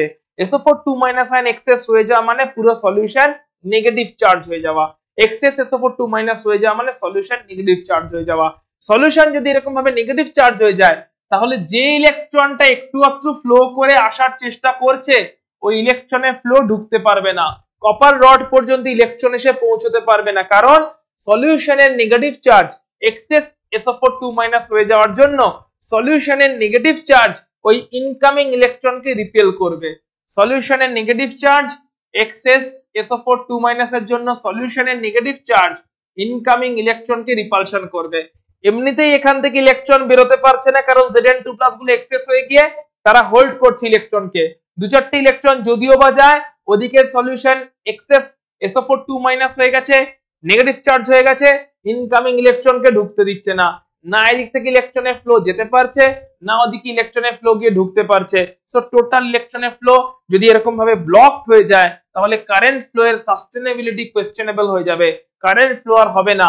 কারণ এদিকের অ্যানোডিক সলিউশন পজিটিভ চার্জ হয়ে গেছে বিকজ অফ এক্সেস Zn2+, এদিকের ক্যাথোডিক সলিউশন তোমার because of excess SO4 negative চার্জের হয়ে গেছে।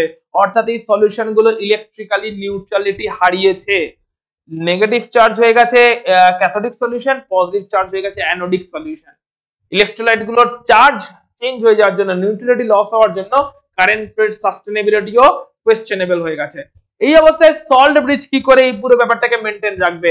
সল্ট ব্রিজ একদিকে ইলেকট্রিক্যাল নিউট্রালিটিও মেনটেন রাখবে, অন্যদিকে ইলেকট্রিক্যাল নিউট্রালিটি মেনটেন করে ইলেকট্রনের ফ্লোটাকে আবার রিস্টোর করিয়ে দেবে যাতে তোমার চার্জটা ফ্লো করে, কারেন্টটা ফ্লো করে। তো কেমন করে করবে? আমরা জানি KCL আছে, কে আছে? KCL। KCL কি করবে? যেদিকে এক্সেস Zn2+ হয়ে গেছে ওইদিকে প্রচুর Cl- কে পাঠিয়ে দেবে, যেদিকে এক্সেস পজিটিভ চার্জ হয়ে গেছে Zn2+ হয়ে গেছে ওইদিকে প্রচুর Cl- চলে আসবে। Cl- গুলো এসে এক্সেস পজিটিভ Zn2+ কে নিউট্রালাইজ করে দেবে। Cl- KCl থেকে আসতে শুরু করবে, দিয়ে এক্সেস পজিটিভ Zn2+ কে নিউট্রালাইজ করে দেবে যাতে সলিউশনটা থেকে চার্জটা নিউট্রালাইজ হয়ে যায় এবং ইলেকট্রনের ফ্লো আবার শুরু হতে পারে। এদিকে আবার এক্সেস নেগেটিভ চার্জ হয়ে গেছে, তাই এদিকে চলে যাবে হচ্ছে বেশ কিছু K+, যদি এদিকে চলে যায় তাহলে কি হবে? K+ চলে যাওয়ার জন্য এই সলিউশনের মধ্যে যে এক্সেস SO4 গুলো জমেছে, যে সলিউশনটা নেগেটিভ চার্জ হয়ে গেছিল, K+ গুলো ওই এক্সেস SO4 কে নিউট্রালাইজ করে দেবে। তার ফলে ওই দিকের সলিউশনটাও, ক্যাথোডিক সলিউশনটা তোমার ইলেকট্রিক্যালি নিউট্রাল হয়ে যাবে। যখন দুদিকের সলিউশন ইলেকট্রিক্যাল নিউট্রাল হয়ে যাবে তখন এদিক থেকেও ইলেকট্রনের স্মুথ ফ্লো চালু হবে, ওদিকেও ইলেকট্রনটা ঢুকতে গিয়ে কোনো রিপালশন ফেস করবে না। এর ফলে কি হবে? পুরো ইলেকট্রনের স্মুথ ফ্লো চালু থাকবে। ইলেকট্রনের স্মুথ ফ্লো চালু থাকা মানে কারেন্ট ফ্লো এরও সাস্টেনেবিলিটি মেইনটেইন হবে। সো ক্যাথোডিক সলিউশনকে নিউট্রালাইজ করলো, অ্যানোডিক সলিউশনকে নিউট্রালাইজ করলো, আর সলিউশন নিউট্রালাইজ হয়ে গেলে অটোমেটিক্যালি কারেন্ট ফ্লোটা চালু থাকলো, ইলেকট্রনের ফ্লো চালু থাকলো, কারেন্টের ফ্লো চালু থাকলো। So this is the importance of salt bridge. Inner সার্কিটটাকে কমপ্লিট করে কারেন্ট ফ্লোটা চালু রাখলো, আবার যদি ক্যাথোডিক বা অ্যানোডিক সলিউশনে এক্সেস চার্জ ডেভেলপ করে যায় সেটাকে নিউট্রালাইজ করলো এবং তার থ্রু দিয়ে কারেন্টের ফ্লো সাস্টেনেবল রাখলো। So this are the main functions of salt bridge. আচ্ছা, যেটা একটু আগে বলছিলাম সেলের রিপ্রেজেন্টেশনটা কেমন করে হবে? লেফট সাইডে আমরা লিখবো অক্সিডেশন যেখানে হচ্ছে, রাইট সাইডে লিখবো রিডাকশনটা যেখানে হচ্ছে, মাঝখানে থাকবে সল্ট ব্রিজ।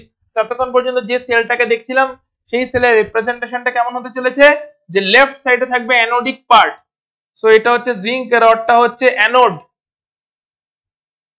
বাউন্ডারি Zn2+ বা ZnSO4 অ্যাকুয়াস সলিউশন যেটা কিনা ইউজুয়ালি 1 মোলার কনসেন্ট্রেশনে নেওয়া হয়, এটা হচ্ছে অ্যানোডিক সলিউশন, অ্যানোডিক ইলেকট্রোলাইট, অ্যানোডিক সলিউশন বা অ্যানোডিক ইলেকট্রোলাইট। তারপরে থাকবে সল্ট ব্রিজ, তারপরে থাকবে ক্যাথোডিক সলিউশন বা ক্যাথোডিক ইলেকট্রোলাইট যেটা কিনা CuSO4 বা Cu2+ এর অ্যাকুয়াস সলিউশন, যেটাও কিনা 1 মোলার কনসেন্ট্রেশনে ইউজুয়ালি নেওয়া হবে এন্ড উইথ আ বাউন্ডারি। তারপরে থাকবে হচ্ছে কপার মেটাল রডটা যেটা কিনা ক্যাথোড হিসেবে বিহেভ করছে, কপার মেটাল রডটা যেটা কিনা বিহেভ করছে অ্যাজ ক্যাথোড।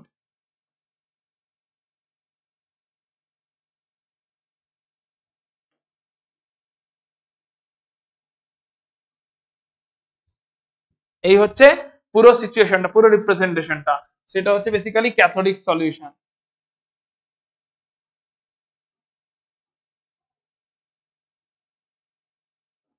Cathodic solution. তাহলে এই লেফট পার্টটা পুরোপুরি ভাবে অ্যানোডকে রিপ্রেজেন্ট করছে, এই রাইট পার্টটা পুরোপুরি ভাবে ক্যাথোডকে রিপ্রেজেন্ট করছে, এন্ড মাঝখানে আছে হচ্ছে salt bridge. So this is the whole representation. ঠিক আছে, যা কিছু ডায়াগ্রাম এতক্ষণ দেখলাম ওই ডায়াগ্রামটার পুরো রিপ্রেজেন্টেশনটাকে বলছি সেল রিপ্রেজেন্টেশন। স্যার একটা সিচুয়েশন দেখে নেওয়া যাক। CuAgNO3 সেল, এই সেলটা দেখে নেওয়া যাক। CuAgNO3 সেলে বলছে হাফ সেল রিঅ্যাকশনটা দেখো, অক্সিডেশন হাফ সেল রিঅ্যাকশন বলে দিয়েছে, রিডাকশন হাফ সেল রিঅ্যাকশন বলে দিয়েছে। এটা হচ্ছে সেলটা, oxidation half cell, reduction half cell, এখান থেকে ওভারঅল সেল রিয়াকশন, সেখান থেকে সেল রিপ্রেজেন্টেশন, পুরোটা দেখবো। সো অক্সিডেশন হাফ রিয়াকশনটা বলে দিয়েছে, কপার ইলেকট্রন লস করছে, দি কপার 2+ আর দুটো ইলেকট্রন তৈরি করছে, দ্যাট ইজ অক্সিডেশন হয়ে গেল, loss of electron. Reduction half রিয়াকশনটাও বলে দিয়েছে। রিডাকশন হাফ রিয়াকশনটা কি ছিল আলাদা করে লিখে দিচ্ছি, Ag+ একটা ইলেকট্রন অ্যাকসেপ্ট করছে, রিডাকশন হচ্ছে দি Ag মেটাল তৈরি করছে, এটা ছিল রিডাকশন হাফ রিয়াকশন। এবারে টোটাল দেখবো, নেট রিয়াকশনে অ্যাড করার আগে দেখবো অক্সিডেশন আর রিডাকশনে ইলেকট্রন নাম্বার সেম সেম আছে কিনা। অক্সিডেশনের দুটো ইলেকট্রন লস্ট, অক্সিডেশন হাফ সেলে অক্সিডেশন হাফ রিয়াকশনে দুটো ইলেকট্রন লস্ট, রিডাকশন হাফ রিয়াকশনে একটা ইলেকট্রন অ্যাকসেপ্টেড হয়েছে। তাই ইলেকট্রন নাম্বারকে ব্যালেন্স করার জন্য যেখানে একটা ইলেকট্রন অ্যাকসেপ্টেড হয়েছে তাকে 2 দিয়ে মাল্টিপ্লাই করব, যাতে দুটো ইলেকট্রন অ্যাকসেপ্টেড করাতে পারি, কারণ দুটো ইলেকট্রনই লস্ট হয়েছিল। তো total lost should be equal to total gain number of electron, এটা মেনটেন করতে হবে। তাহলে ইকুয়েশনটা ফাইনালি দাঁড়ালো হচ্ছে 2Ag+ plus 2 electron giving 2Ag। 2 দিয়ে মাল্টিপ্লাইটা কেন করলাম আশা করি বোঝাতে পেরেছি, কারণ এখানে দুটো ইলেকট্রন ছিল, ওই দুটো ইলেকট্রনের সঙ্গে ব্যালেন্স করতে হতো, যতগুলো লস্ট ততগুলোই যেন গেইন শো হয়। তাহলে এবার যখন অ্যাড করে দেব, ঠিক আছে, এবার যখন দুটো ইকুয়েশনকে অ্যাড করে দেব, রিডাকশন এবং অক্সিডেশন হাফ রিয়াকশনকে অ্যাড করব, তখন এই নেট সেল রিয়াকশনটা পাওয়া যাবে। নেট সেল রিয়াকশন, অক্সিডেশন যে ইলেকট্রোডে হয় তাকে আমরা বলি অ্যানোড, যাকে আমরা লেফট সাইডে লিখবো, সেল রিপ্রেজেন্টেশনের লেফট সাইডে লিখবো। তাহলে লেফট সাইডে লিখলাম কপার এন্ড দেন আছে কপার 2+ এর অ্যাকোয়াস সলিউশন, এই পুরোটা হয়ে গেল অ্যানোড পার্ট যেখানে অক্সিডেশনটা হয়েছে। সল ব্রিজ, তারপরে লিখবো যেখানে রিডাকশন হয় সেই পার্টটাকে আমরা বলে থাকি ক্যাথোড, রিডাকশন যেখানে হয় সেটাকে আমরা বলে থাকি ক্যাথোড।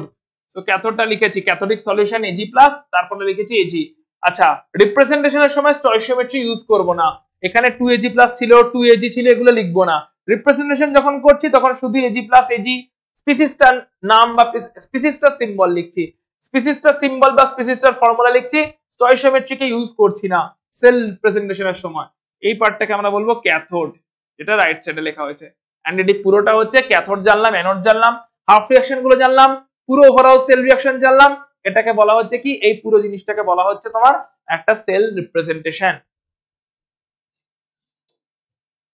এখানে আরো একটা আছে, এখানে উল্টো ভাবে দেখে নি, নিকেল AgNO3 সেল, এই সেলের আগে আমরা সেল রিপ্রেজেন্টেশনটা দেখব।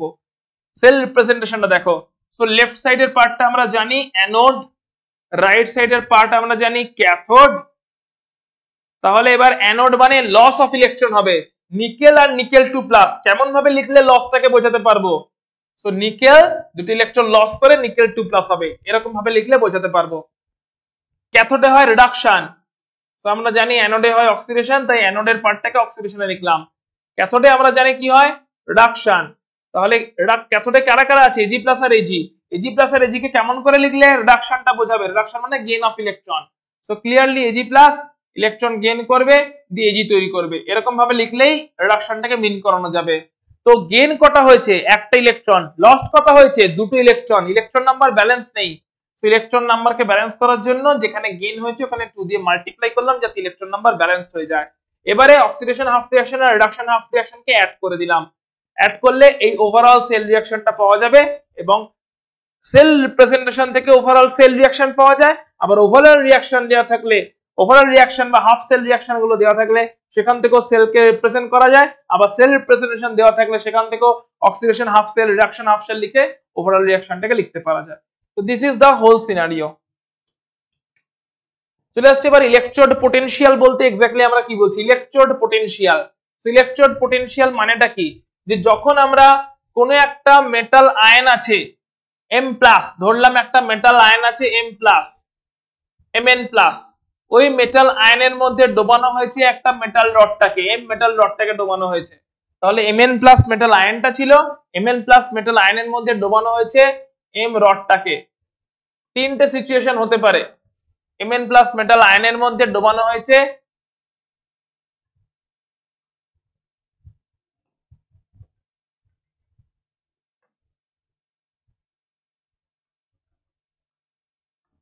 মেটাল রডটাকে। প্রথম সিচুয়েশন হতে পারে মেটাল আয়নগুলো যেগুলো সলিউশনের মধ্যে ছিল, বিকারের মধ্যে যে Mn+ আয়নগুলো ছিল, ওই Mn+ আয়নগুলো রডের বডি থেকে ইলেকট্রন অ্যাকসেপ্ট করলো, দিয়ে M মেটালে কনভার্ট হয়ে গেল। এরকম হলে আমরা বলবো এখানে রিডাকশন হয়েছে। যদি রিডাকশন হয় তাহলে আমরা জানি যে মেটাল রডের বডি থেকে ইলেকট্রন চলে যাচ্ছে, রিডাকশন হলে আমরা বলবো সেখানে পজিটিভ পোটেনশিয়াল তৈরি হলো। রিডাকশন যদি হয় তাহলে মেটাল রডের বডিতে পজিটিভ চার্জ পাবে, আমরা বলবো পজিটিভ পোটেনশিয়াল তৈরি হলো। কেন? কারণ রিডাকশন যখন হচ্ছে তখন সলিউশনের আয়নগুলো মেটাল রডের বডি থেকে ইলেকট্রন নিয়ে নিচ্ছে, তার ফলে ক্লিয়ারলি মেটাল রডের বডিতে পজিটিভ পোটেনশিয়াল ডেভেলপ হচ্ছে, পজিটিভ চার্জ ডেভেলপ হচ্ছে। পজিটিভ পোটেনশিয়াল যদি ডেভেলপ হয়ে যায় তার মানে আমরা বলতে পারি রিডাকশনের জন্যই ইলেকট্রন অ্যাকসেপ্টেড হলো মেটাল রডের বডি থেকে আর পজিটিভ পোটেনশিয়াল ডেভেলপ করলো। এর ফলে তৈরি হলো হচ্ছে নিউট্রাল সলিড মেটাল অ্যাটম গুলো, যেগুলো কিনা মেটাল রডটার বডিতে ডিপোজিট হতে থাকবে। এই পজিটিভ পোটেনশিয়ালটাকে রিপ্রেজেন্ট কেমন করে করব? সো ইলেকট্রনটা গেইন হওয়ার যে টেন্ডেন্সি, এটাকেই বলবো আমরা ইলেকট্রোড পোটেনশিয়াল বা স্পেসিফিক্যালি রিডাকশন পোটেনশিয়াল, কারণ রিডাকশন হয়েছে। সো ইলেকট্রন গেইন বা লসের টেন্ডেন্সি কি বলা হয়? Electrode potential. ইলেকট্রন গেইন হলে তাকে আমরা রিডাকশন পোটেনশিয়াল বলে থাকি, যেটাকে ম্যাথমেটিক্যালি এক্সপ্রেস করা হয় E mn+/mn এই ফরম্যাটে। যদি স্ট্যান্ডার্ড কন্ডিশনে থাকে তাহলে E নট ইউজ করা হয়, স্ট্যান্ডার্ড কন্ডিশনে সিচুয়েশনে থাকে তাহলে E নট ইউজ করা হয়। স্ট্যান্ডার্ড কন্ডিশন বলতে কি বোঝানো হয় আমরা একটু পরে আসছি। সো রিডাকশন পোটেনশিয়াল অর্থাৎ ইলেকট্রন গেইন হতে পারে যখনই একটা মেটাল আয়নের সলিউশনে মেটাল রডটাকে ডিপ করা হয়, ডোবানো হয়, তখন ইলেকট্রন গেইন ইলেকট্রন লস দুরকমই হতে পারে। সো যদি ইলেকট্রন গেইন হয় তাহলে রিডাকশন হবে, রিডাকশন হলে মেটাল রডের বডিতে পজিটিভ পোটেনশিয়াল ডেভেলপ করবে, এটাকে আমরা রিডাকশন পোটেনশিয়াল বলবো। যতটা ম্যাগনিটিউডে ডেভেলপ করবে তাকে আমরা রিডাকশন পোটেনশিয়াল বলবো। স্ট্যান্ডার্ড কন্ডিশনে যাকে এক্সপ্রেস করা হয় E0mn+m এই ফরম্যাটে, রিডাকশন ফরম্যাটে এক্সপ্রেস করা হবে। অর্থাৎ ইলেকট্রন লস বা গেইনের টেন্ডেন্সি, ইলেকট্রন লস বা গেইন তার টেন্ডেন্সিটাকে বলা হয় ইলেকট্রোড পোটেনশিয়াল। এবার ইলেকট্রন গেইনের টেন্ডেন্সিটা কি? রিডাকশন পোটেনশিয়াল, যার ফরম্যাটটা দিলাম। এখানে উল্টোটাও হতে পারতো, অর্থাৎ মেটাল রড ইলেকট্রন লস করতে পারতো, এন্ড ইলেকট্রন লস করে মেটাল রড n খানা ইলেকট্রন লস করতে পারতো, লস মানে অক্সিডেশন হতো এন্ড তার ফলে Mn+ আয়ন তৈরি হতো, এটাও হতে পারতো।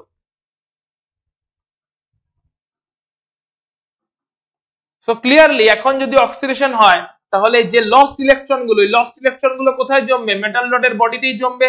মেটাল রড তো ইলেকট্রন লস করছে, দিয়ে মেটাল আয়ন তৈরি করছে, আয়নগুলো তো সলিউশনে চলে আসছে, ইলেকট্রন গুলো মেটাল রডের বডিতেই জমবে। ইলেকট্রন মেটাল রডের বডিতে জমলে কোনো সার্কিটের ব্যাপার কিন্তু নেই, জাস্ট ইন্ডিভিজুয়ালি ডিপ করা হয়েছে। ইলেকট্রন গুলো যখনই মেটাল রডের বডিতে জমবে তখনই নেগেটিভ পোটেনশিয়াল তৈরি হয়ে যাবে, মেটাল রডটা নেগেটিভ পোটেনশিয়াল হয়ে যাবে। কোনো সার্কিট কানেকশন নেই, কিচ্ছু নেই, জাস্ট মেটাল রডটাকে একটা মেটাল রডকে ডিপ করা হয়েছে তারই আয়নের সলিউশনের মধ্যে, কোনো সার্কিট কানেক্ট করা হয়নি, কিচ্ছু করা হয়নি। এই অবস্থাতে ইলেকট্রন গেইন হয়েছে, ইলেকট্রন লস হয়েছে। ইলেকট্রন লসের টেন্ডেন্সিকে আমরা বলবো অক্সিডেশন পোটেনশিয়াল। সো লস বা গেইন যাই হোক না কেন, পুরোটাকে বলে হচ্ছে সেই টেন্ডেন্সিটাকে বলা হচ্ছে ইলেকট্রোড পোটেনশিয়াল। গেইন হলে সেই টেন্ডেন্সিকে বলা হয় রিডাকশন পোটেনশিয়াল, লস হলে সেই টেন্ডেন্সিকে বলা হয় অক্সিডেশন পোটেনশিয়াল। এই অক্সিডেশন পোটেনশিয়ালকে অক্সিডেশন ফরম্যাটে রিপ্রেজেন্ট করা হবে স্ট্যান্ডার্ড কন্ডিশনে E0। অক্সিডেশন ফরম্যাটটা হচ্ছে এইটা, Mn+, M ছিল Mn+ তৈরি হলো, এটা অক্সিডেশন ফরম্যাট। রিডাকশন ফরম্যাট ছিল উল্টো, Mn+ ছিল M তৈরি হয়েছে, তাই Mn+ ছিল M তৈরি হয়েছে, রিডাকশন ফরম্যাট, আর এটা অক্সিডেশন ফরম্যাট। ম্যাথমেটিক্যালি এক্সপ্রেস যখন করা হবে যদি এইভাবে লেখা হয় তার মানে অক্সিডেশন পোটেনশিয়ালের কথা বলছে, দ্যাট ইজ ইলেকট্রন লসের টেন্ডেন্সির কথা বলছে। আর এইভাবে যদি লেখা হয় এই ফরম্যাটে তাহলে ইলেকট্রন রিডাকশন পোটেনশিয়ালের কথা বলছে, ইলেকট্রন অ্যাকসেপ্ট করার টেন্ডেন্সির কথা বলছে। অর্থাৎ এই ভ্যালুগুলো দেখে, এর ভ্যালুগুলো কেমন করে বার করবো সেটাতে আসছি, বাট এই ভ্যালুগুলো দেখে অক্সিডেশন পোটেনশিয়াল বা রিডাকশন পোটেনশিয়ালের ভ্যালু দেখে আমরা গেস করতে পারবো একটা মেটালের ইলেকট্রন লস করার টেন্ডেন্সি আছে না গেইন করার টেন্ডেন্সি আছে। যদি রিডাকশন পোটেনশিয়ালের ভ্যালু বেশি হয় তার মানে মেটালটার ইলেকট্রন গেইন করে রিডিউসড হওয়ার টেন্ডেন্সি আছে। যদি অক্সিডেশন পোটেনশিয়ালের ভ্যালু বেশি হয়, রিডাকশন পোটেনশিয়ালের ভ্যালু কম হয়, তখন কি মানে? তখন মনে হচ্ছে ইলেকট্রন মেটালটার তোমার অক্সিডেশন হওয়ার টেন্ডেন্সি আছে, ইলেকট্রন লস করার টেন্ডেন্সি আছে। তো রিডাকশন পোটেনশিয়ালের ভ্যালু বেশি মানে রিডিউসড হওয়ার টেন্ডেন্সি, ইলেকট্রন গেইন করে রিডিউসড হওয়ার টেন্ডেন্সি। রিডাকশন পোটেনশিয়ালের ভ্যালু কম মানে অক্সিডাইজ হওয়ার টেন্ডেন্সি, ইলেকট্রন লস করে ওই মেটালটার অক্সিডাইজ হওয়ার টেন্ডেন্সি আছে। সেই ভ্যালুগুলো আমরা জানতে পারলে, রিডাকশন পোটেনশিয়ালের ভ্যালুগুলো যদি জানতে পারি আমরা কে অক্সিডাইজ হবে, কে রিডিউসড হবে, কার টেন্ডেন্সি কেমন, এটা আমরা গেস করতে পারি। সো যেটাই দেখালাম কি হচ্ছে, যদি ইলেকট্রন লস হয়, যদি ইলেকট্রন এখানে লস হয় তাহলে কি হচ্ছে,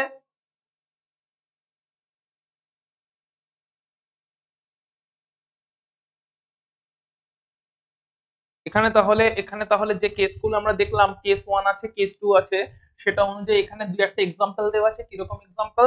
ধরো এম কোনো একটা মেটালটা ইলেকট্রন যদি লস করে, N number of electron loss করছে, N number of electron loss করছে মানে ক্লিয়ারলি এখানে অক্সিডেশন হচ্ছে। N number of electron loss করেছে, কিছু টেকনিক্যাল একটা গ্লিচ হয়েছে, আমরা wait for the program to respond করি, সো হোপফুলি ঠিক হয়ে যাবে। হ্যাঁ, ফাইন, ওকে, টেকনিক্যাল গ্লিচটা হয়েছিল।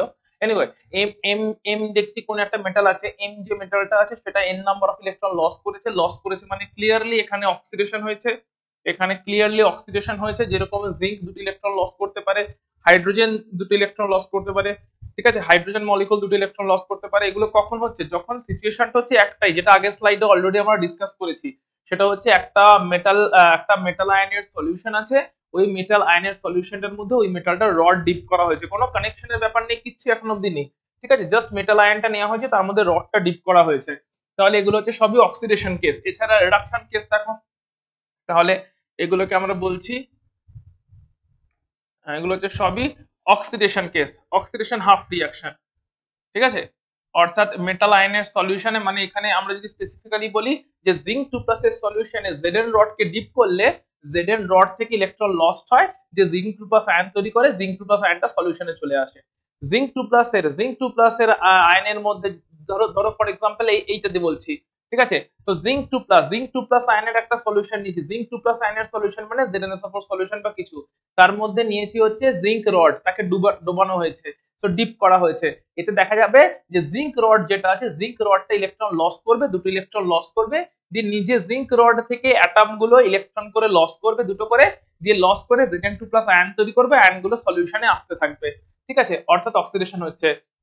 যদি দেখা যায় H+ এর কোনো অ্যাকোয়াস সলিউশন নিয়েছি, H+ অ্যাকোয়াস সলিউশন মানে মেবি হয়তো HCl আর H2SO4 এর 1 মোলার কোনো অ্যাকোয়াস সলিউশন নিয়েছি, সেই অ্যাকোয়াস সলিউশনের থ্রু দিয়ে যদি হাইড্রোজেন গ্যাসকে পাস করানো হয়, তাহলে একইভাবে দেখতে পাওয়া যেতে পারে যে হাইড্রোজেন গ্যাস দুটো করে ইলেকট্রন লস করছে, দিয়ে H+ আয়ন তৈরি করছে, H+ আয়নগুলো সলিউশনে, এমনি H+ আয়ন ছিল, সলিউশনে আরো H+ আয়ন আসতে থাকছে।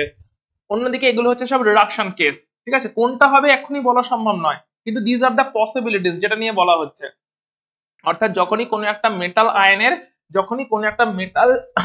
সলিউশনের মধ্যে মেটাল রডটাকে ডিপ করব, মেটাল আয়নের সলিউশনের মধ্যে মেটাল রডটাকে যখনই ডিপ করব, so this are the possibility. এখানে কি পসিবিলিটি? এখানে দেখতে পাচ্ছি রিডাকশন হওয়ার চান্সেস আছে, মানে রিডাকশন হওয়ার চান্সেস মানে দেখো এক্সাম্পলটা, যে কপার 2+ আয়নের সলিউশন নিয়েছি, মেবি CuSO4 আয়নের সলিউশন নিয়েছি, CuSO4, তার মধ্যে কপার রডকে যদি ডোবানো হয়, তাহলে এখানে রিডাকশন হতে দেখবো মানে এটা কি, যে কপার 2+, যেটা কিনা আয়নের সলিউশন, কপার 2+ যে আয়নের সলিউশন, ওই কপার 2+ আয়নটাকে দেখবো যে ও কপার রডটা ডোবানো হয়েছে, তো কপার 2+ আয়নটা কপার রডটার বডি থেকে ইলেকট্রনকে নিচ্ছে, ইলেকট্রন অ্যাকসেপ্ট করছে, রিডাকশন হচ্ছে, যে নিজে কপার 2+ আয়নটা নিজে কপার অ্যাটমে কনভার্ট হয়ে যাচ্ছে, দিয়ে মেটাল রডের গায়ে ডিপোজিট হচ্ছে, তো এগুলো দেখবো রিডাকশন হাফ রিঅ্যাকশন। যেহেতু অক্সিডেশন হাফ রিঅ্যাকশনে ইলেকট্রন লস হয়, তাই এখানে অ্যাকুমুলেশন অফ ইলেকট্রন হচ্ছে, ইলেকট্রন এখানে অ্যাকুমুলেটেড হচ্ছে, এবং যে ইলেকট্রোডটাতে ইলেকট্রন অ্যাকুমুলেট হচ্ছে সেই ইলেকট্রোডটাকে আমরা বলছি অ্যানোড, এবং সেটা নেগেটিভ পটেনশিয়াল পাচ্ছে। অক্সিডেশন যেখানে হয় তাকে বলছি অ্যানোড, সেখানে ইলেকট্রন অ্যাকুমুলেশনের জন্য নেগেটিভ চার্জ আসছে, নেগেটিভ পটেনশিয়াল আসছে। যেটাকে আমরা ক্যাথোড কাকে বলছি? আমরা ক্যাথোড তাকে বলছি যেখানে রিডাকশন হচ্ছে, এবং সেই রিডাকশনের জন্য ক্যাথোডে পজিটিভ পটেনশিয়াল তৈরি হচ্ছে, কারণ সলিউশনের আয়ন ক্যাথোডের বডি থেকে ইলেকট্রনকে অ্যাকসেপ্ট করে নিচ্ছে, তাহলে ক্যাথোড রডটা ক্লিয়ারলি ইলেকট্রন ডেফিশিয়েন্ট হয়ে যাচ্ছে, এবং তার জন্য ওখানে পজিটিভ পটেনশিয়াল জেনারেট হচ্ছে। এবারে আমরা এখন দেখব যে exactly reduction format, standard electrode potential সম্পর্কে আমরা দেখতে চলেছি। অর্থাৎ স্ট্যান্ডার্ড ইলেকট্রোড পটেনশিয়াল সম্পর্কে আমরা কি জানলাম? তো দেখে নাও, ইলেকট্রোড পটেনশিয়ালটা কি ছিল? ইলেকট্রোড পটেনশিয়াল ছিল হচ্ছে গেইন অর লস টেন্ডেন্সি। ভালো করে এই জায়গাটা বুঝে নাও, ইলেকট্রোড পটেনশিয়াল ছিল হচ্ছে কোন একটা মেটাল আয়নের সলিউশনে মেটাল রডটাকে ডোবালে সেখানে ইলেকট্রন লস বা গেইন, এই যে টেন্ডেন্সি, তাকে বলা হচ্ছে ইলেকট্রোড পটেনশিয়াল। এবারে লস যদি হয় তাকে বলা হচ্ছে অক্সিডেশন পটেনশিয়াল, যাকে ম্যাথমেটিক্যালি আমরা দেখেছিলাম এই যে কেস 2 এর থ্রু দিয়ে এক্সপ্রেস করেছিলাম। যদি গেইন হয় তখন তাকে বলবো আমরা রিডাকশন পটেনশিয়াল। অর্থাৎ ম্যাথমেটিক্যালটাকে এই সিচুয়েশনে কেস 1 এর থ্রু দিয়ে এক্সপ্রেস করেছিলাম। অর্থাৎ যখনই মেটাল আয়নের সলিউশনের মধ্যে মেটাল রড ডোবাচ্ছি, লস হতে পারে অক্সিডেশন, গেইন হতে পারে রিডাকশন, যেটাই হোক না কেন সেই পটেনশিয়ালটাকে আমরা বলবো corresponding electrode potential, reduction potential বা অক্সিডেশন পটেনশিয়াল। কিন্তু যখন আমরা স্টাডি করব যে কোন মেটালের লস হওয়া, কোন মেটাল ইলেকট্রন লস করবে, কোন মেটাল ইলেকট্রন গেইন করবে, ঠিক আছে, কোন মেটালটা ইলেকট্রন লস করবে, কোন মেটাল আয়নটা ইলেকট্রন গেইন করবে, এটা যখন রিলেটিভলি স্টাডি করব, কার গেইন করার টেন্ডেন্সি আছে, কার লস করার টেন্ডেন্সি আছে, এটা যখন রিলেটিভলি স্টাডি করব, তখন আমাদের একটা পার্টিকুলার ফরম্যাট অনুযায়ী স্টাডি করতে হবে, যেটা হচ্ছে reduction format according to আইইউপিএসসি convention. Reduction format কি, যে যদি রিঅ্যাকশনের অক্সিডেশন হোক বা রিঅ্যাকশনটা রিডাকশন হোক, মানে আবারও বলছি, একটা বিকার নিয়েছি, সেখানে একটা মেটাল আয়নের সলিউশন নিয়েছি, ওই মেটাল আয়নের সলিউশনের মধ্যে মেটাল রডটাকে ডোবানো হয়েছে। এই অবস্থায় দুটো কেসেস হতে পারে, অক্সিডেশন হতে পারে, রিডাকশন হতে পারে, যেটাই হোক না কেন আমাকে স্টাডি করার সময় সেটাকে রিডাকশন ফরম্যাটে লিখতে হবে। ওই ইকুয়েশনটাকে অল টাইম রিডাকশন ফরম্যাটে লিখতে হবে।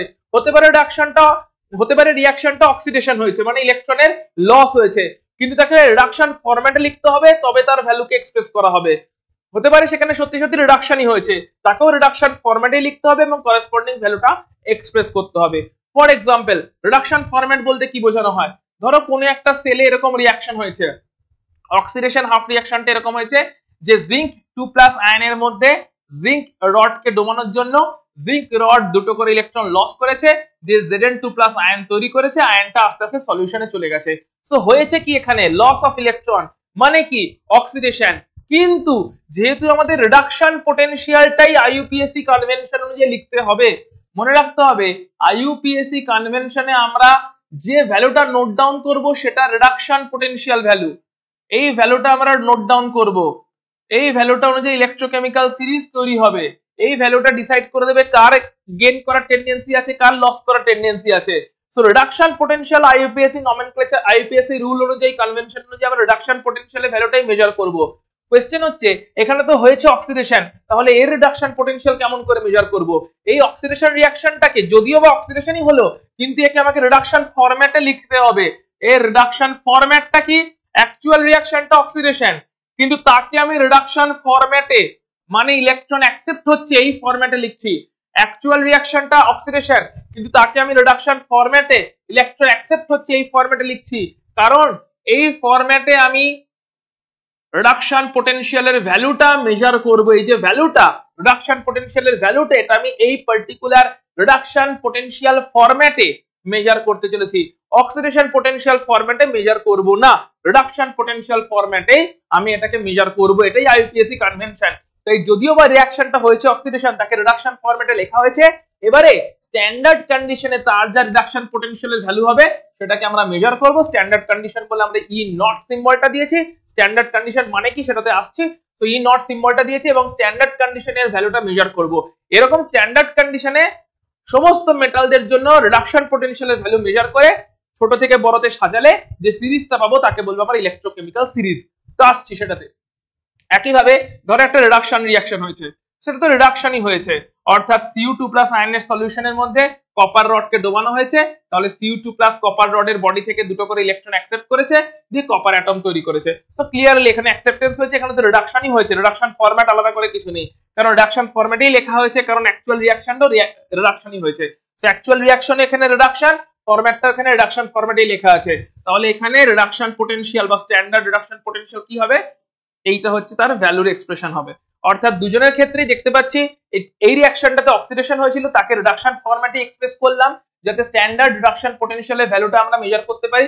আবার এইখানে রিডাকশন হয়েছে, এখানে রিডাকশন ফরম্যাটেই আমরা এক্সপ্রেস করলাম এবং তার জন্য স্ট্যান্ডার্ড রিডাকশন পটেনশিয়ালের এক্সপ্রেশনটা দিলাম। এবারে এদের ভ্যালুগুলো এক্সপেরিমেন্ট থেকে বেরোবে এবং সেই ভ্যালুগুলোকে ছোট থেকে বড় অর্ডারে লিস্ট ডাউন করলে তৈরি হবে হচ্ছে ইলেকট্রোকেমিক্যাল সিরিজ, যে সিরিজ থেকে আমরা বুঝতে পারবো যে কোথায় অক্সিডেশন হওয়ার চান্সেস আছে, কোথায় রিডাকশন হওয়ার চান্সেস আছে।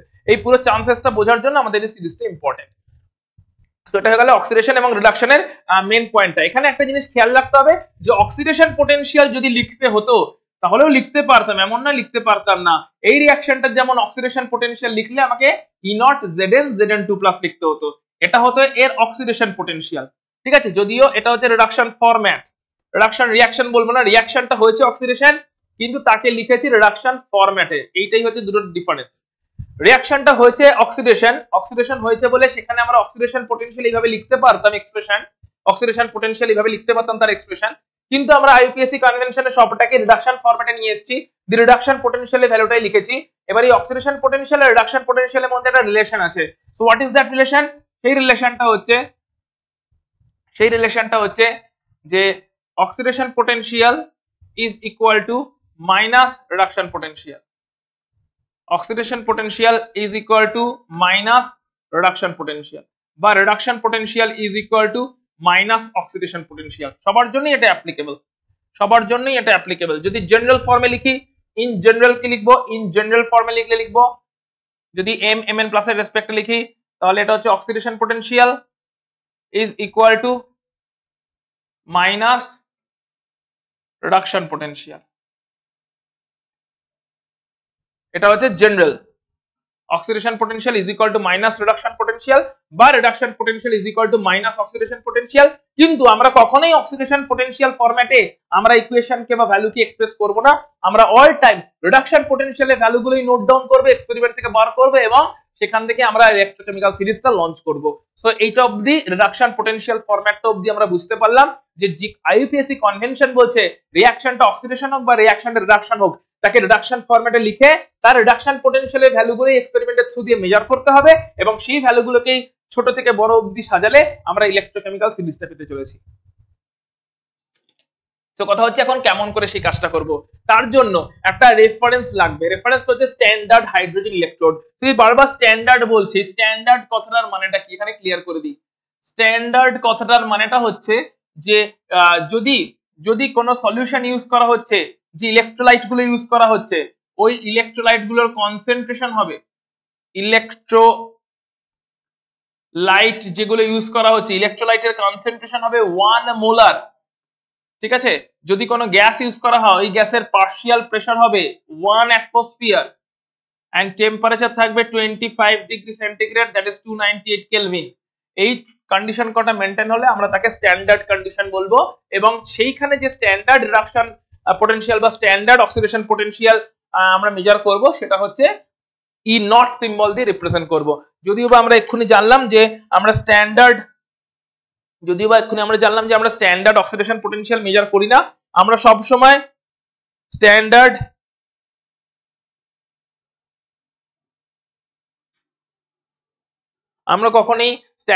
অক্সিডেশন পোটেনশিয়াল মেজার করি না, আমরা all time standard reduction potential measure করি, তাই তো? স্ট্যান্ডার্ড রিডাকশন পোটেনশিয়ালটা আমরা অলওয়েজ মেজার করি, অক্সিডেশন পোটেনশিয়াল আমরা মেজার করি না, এটা এক্ষুনি আমরা জানলাম। কিন্তু স্ট্যান্ডার্ড কন্ডিশন মানে ইলেকট্রোলাইট যেটা ইউজ হবে না কেন তার ভলিউমটা থাকবে, তার কনসেন্ট্রেশন থাকবে 1 মোলার কনসেন্ট্রেশনে ইলেকট্রোলাইট থাকবে। যদি কোনো গ্যাস ইউজ হয়, যেমন হাইড্রোজেন ইলেকট্রোডের ক্ষেত্রে হাইড্রোজেন গ্যাস ইউজ হবে, দ্যাট ইজ 1 অ্যাটমসফিয়ার প্রেসারে থাকবে আর টেম্পারেচার 25 ডিগ্রি সেন্টিগ্রেড থাকবে। এই অবস্থায় যে রিডাকশন পোটেনশিয়াল গুলো হবে সেগুলোকে আমরা বলবো standard reduction potential, E not দিয়ে রিপ্রেজেন্ট করব। এবারে দেখে নি স্ট্যান্ডার্ড হাইড্রোজেন ইলেকট্রোড এর কাজ কি। স্ট্যান্ডার্ড হাইড্রোজেন ইলেকট্রোডকে কেন ইন্ট্রোডিউস করা হচ্ছে?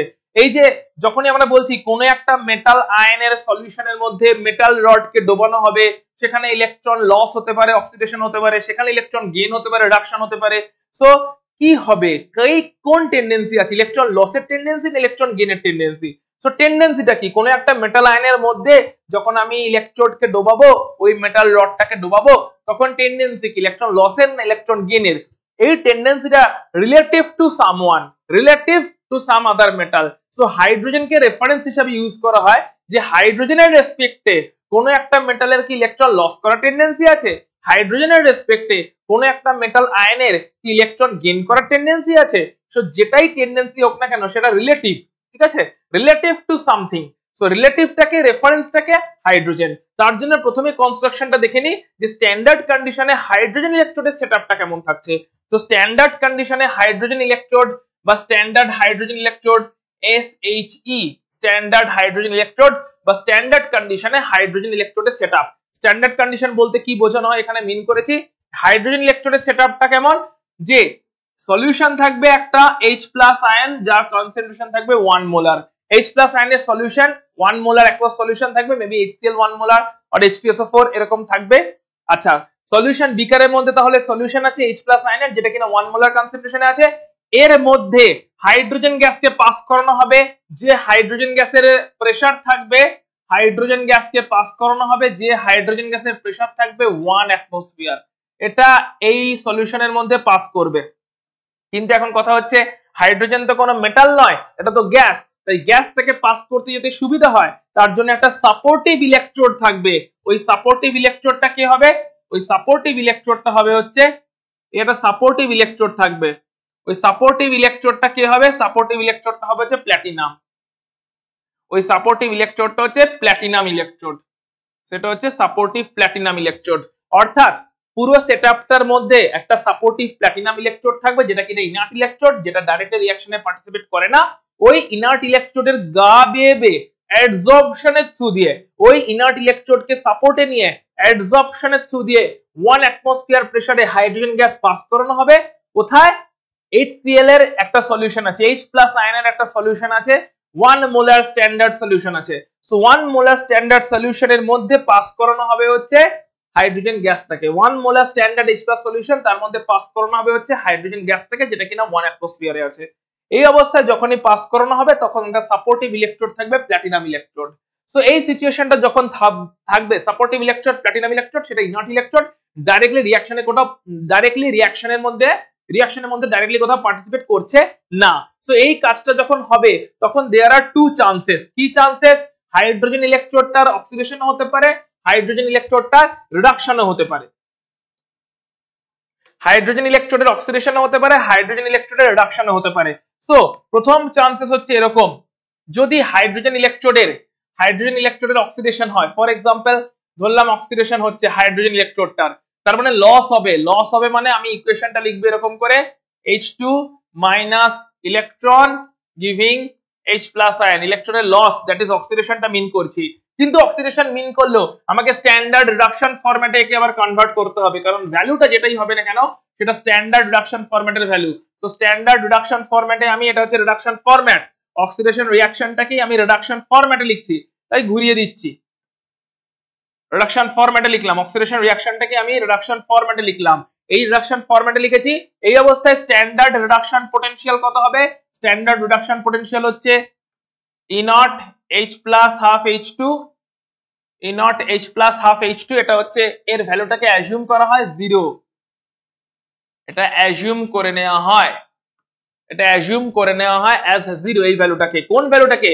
এই স্ট্যান্ডার্ড রিডাকশন পটেনশিয়ালকে অ্যাজিউম করে নেওয়া হয় 0। যদিও বা 0 অ্যাজিউম করলে এর স্ট্যান্ডার্ড অক্সিডেশন পটেনশিয়ালও 0ই হবে, কারণ আমরা জানলাম একটু আগেই যে স্ট্যান্ডার্ড অক্সিডেশন পটেনশিয়াল আর স্ট্যান্ডার্ড রিডাকশন পটেনশিয়াল এরা আবার একে অপরের নেগেটিভ হয়। তো standard oxidation potential equal to minus standard reduction potential is equal two 0, কারণ যে কোনো একটাকে 0 ধরা মানে পুরোটাকেই 0ই ধরা। তার মানে যদি অক্সিডেশন হয় তাহলে হাইড্রোজেন গ্যাস ইলেকট্রন লস করবে এবং H+ আয়নে কনভার্ট হবে, H+ আয়নটা সলিউশনে আসতে থাকবে। এই অক্সিডেশন রিঅ্যাকশনটাকে আমরা রিডাকশন ফরম্যাটে লিখলাম এবং রিডাকশন পটেনশিয়ালে ভ্যালু ধরে নিলাম 0। রিডাকশন পটেনশিয়ালে ভ্যালু ধরে নেওয়া 0 মানেই অক্সিডেশন ফরম্যাটে যদি লিখতামও অক্সিডেশন পটেনশিয়ালে ভ্যালুটাও 0ই থাকতো, কারণ আমরা জানি যে oxidation potential is equal to minus reduction potential বা reduction potential is equal to minus oxidation potential. যদি আমরা অক্সিডেশন পটেনশিয়াল নিয়ে কাজ করছি না তবু এটা জানিয়ে রাখলাম যে যদি এখানে অক্সিডেশন পটেনশিয়ালও 0 ধরি, রিডাকশন পটেনশিয়ালে ভ্যালু 0, আবার যদি এখানে রিডাকশন পটেনশিয়ালে ভ্যালু 0 ধরি, অক্সিডেশন পটেনশিয়ালে ভ্যালুও 0। আমরা ধরে নিচ্ছি রিডাকশন পটেনশিয়ালে ভ্যালুটা 0। কেন এরকম ধরে নিচ্ছি? কারণ আমরা রিডাকশন ফরম্যাটে কাজটা করছি। যেহেতু রিডাকশন ফরম্যাটে কাজ করছি তাই রিডাকশন পটেনশিয়ালটাকে 0 ধরে পুরো কাজটা করা হচ্ছে। রিডাকশন পটেনশিয়ালে ভ্যালুটা ধরলাম 0 অক্সিডেশন হাফ রিঅ্যাকশনটার জন্য। যদি SHE তে রিডাকশন হতো, SHE তে যদি রিডাকশন হতো, রিডাকশন হলে কেমন করে লিখতাম? রিডাকশন হলে লিখতাম যে H+ আয়ন সেটা কিনা একটা ইলেকট্রন অ্যাকসেপ্ট করবে হাইড্রোজেন গ্যাসটা থেকে এবং তার ফলে হাইড্রোজেন গ্যাসে কনভার্ট হতে থাকবে। এটা রিডাকশনই হয়েছে। রিডাকশনের জন্য এখানে রিডাকশন পটেনশিয়ালের ভ্যালুটাই আমরা মেজার করব, যে ভ্যালুটাকে আমরা অলরেডি অ্যাজিউম করে রেখেছি অ্যাজ 0। সো অক্সিডেশন হোক বা রিডাকশন হোক আমরা রেফারেন্স বানালাম কিরকম করে, অক্সিডেশন হলেও তাকে রিডাকশন ফরম্যাটে লিখলাম এবং তার রিডাকশন পটেনশিয়াল, কার রিডাকশন পটেনশিয়াল? ওই অক্সিডেশন হাফ রিঅ্যাকশনটার reduction potential. Point to be noted, কার রিডাকশন পটেনশিয়াল? ওই অক্সিডেশন হাফ রিঅ্যাকশনটার রিডাকশন পটেনশিয়াল। সেটাকে 0 অ্যাজিউম করলাম। যদি সেখানে রিডাকশন হতো তাহলে সেই রিডাকশনের ইকুয়েশনটাও লিখেছি এবং রিডাকশন হলে এই রিডাকশন হাফ রিঅ্যাকশনটার রিডাকশন পটেনশিয়ালও 0ই থাকছে। রিডাকশন হাফ রিঅ্যাকশনে রিডাকশন পোটেনশিয়াল 0, এখানে অক্সিডেশন হাফ রিঅ্যাকশনটার রিডাকশন পোটেনশিয়াল 0। এটা হচ্ছে SH এর জন্য আমরা অলরেডি রেফারেন্সটা নিয়ে নিলাম, যে রেফারেন্স। এবারে এর রেসপেক্টে দেখবো যে জিঙ্ক দিলে কি হয়, কপার ইলেকট্রোড দিলে কি হয়, তো কেমন করে হয় আমরা সেই রেফারেন্সটা এখন দেখতে চলেছি। সো এখন হচ্ছে আমরা ইলেকট্রোমোটিভ ফোর্স ডেভেলপ করতে চলেছি। ইলেকট্রোমোটিভ ফোর্সটা কি? ইলেকট্রোমোটিভ ফোর্স হচ্ছে যখন আমরা এবার কোনো একটা মেটাল আয়নের সেটআপ নিলাম, অর্থাৎ একটা মেটাল আয়ন, তার মধ্যে মেটাল রডকে ডোবানো হয়েছে আর অন্যদিকে নেওয়া হয়েছে SHE। SHE এর রেসপেক্টে ওই মেটাল আয়ন আর মেটাল রড যেটা নিয়েছি সেখানে অক্সিডেশন হবে। SHE এর রেসপেক্টে যে মেটাল আয়নের সলিউশনে তার মধ্যে মেটাল রডকে ডুবিয়েছি সেখানে রিডাকশন হবে। কি হবে এবং তার জন্য যেটাই হবে না কেন তার জন্য ইলেকট্রনের ফ্লোটা কোন দিক থেকে কোন দিকে হবে, সেই ইলেকট্রন ফ্লোয়ের টেন্ডেন্সি যখন ইলেকট্রোডটা একলা আছে তখন নয়, যখন সেটা SHE এর সঙ্গে কানেক্টেড আছে বা অন্য কোনো ইলেকট্রোডের সঙ্গে কানেক্টেড আছে, এই অবস্থায় ইলেকট্রন ফ্লোয়ের টেন্ডেন্সি কোন দিক থেকে কোন দিকে থাকবে সেটা হচ্ছে ইলেকট্রোমোটিভ ফোর্স। তাহলে ইলেকট্রোড পোটেনশিয়াল জিনিসটা কি ছিল, যে যখন একটা মেটাল আয়নের মধ্যে মেটাল রডকে ডুবিয়েছি, মেটাল আয়নের সলিউশন নিয়েছি বিকারে, তার মধ্যে মেটাল রডকে ডুবিয়েছি, এই অবস্থায় ইলেকট্রন লস টেন্ডেন্সি বা গেইন টেন্ডেন্সি, এটা হচ্ছে ইলেকট্রোড পোটেনশিয়াল। লস টেন্ডেন্সি হলে আমরা তাকে বলেছি অক্সিডেশন পোটেনশিয়াল, গেইন টেন্ডেন্সি হলে আমরা তাকে বলেছি রিডাকশন পোটেনশিয়াল। ইলেকট্রোমোটিভ ফোর্সটা কি? এইভাবে একটা মেটাল আয়নের সলিউশনের মধ্যে মেটাল রডকে নিয়েছি, তাকে কানেক্ট করেছি অন্য একটা মেটাল আয়নের সলিউশন যার মধ্যে অন্য একটা মেটাল রড ডোবানো আছে, সেটা SHE হতে পারে অ্যাজ রেফারেন্স, সেটা অন্য কেউ হতে পারে। এইভাবে যখন দুটো সেপারেট সিস্টেমকে বাইরে আউটার ওয়্যারিং দিয়ে আর ভেতরে সল্ট ব্রিজ দিয়ে কানেক্ট করে পুরো সেলটা কনস্ট্রাক্ট করেছি, তখন ওই সেলের মধ্যে ইলেকট্রনের ফ্লো কোন দিক থেকে কোন দিকে হবে, কোন ইলেকট্রোড থেকে কোন ইলেকট্রোডে ইলেকট্রনের ফ্লোটা হবে, সেইটা বুঝতে পারাটা, সেই টেন্ডেন্সিটা হচ্ছে ইলেকট্রোমোটিভ ফোর্স। তাহলে ইলেকট্রোমোটিভ ফোর্স যখন কানেক্ট করে দিয়েছি, আগে বারবার বলছিলাম কানেক্ট করিনি, সো যখন কানেক্ট করিনি তখন ইলেকট্রোড পোটেনশিয়াল মেজার করছি, যখন কানেক্ট করে দিয়েছি তখন ইলেকট্রোমোটিভ ফোর্স মেজার করছি। কার সাথে কাকে কানেক্ট করেছি? এখন রেফারেন্সের সাথে কানেক্ট করেছি, রেফারেন্সটাকে SHE। তাহলে এখন সেটআপটা কি রকম?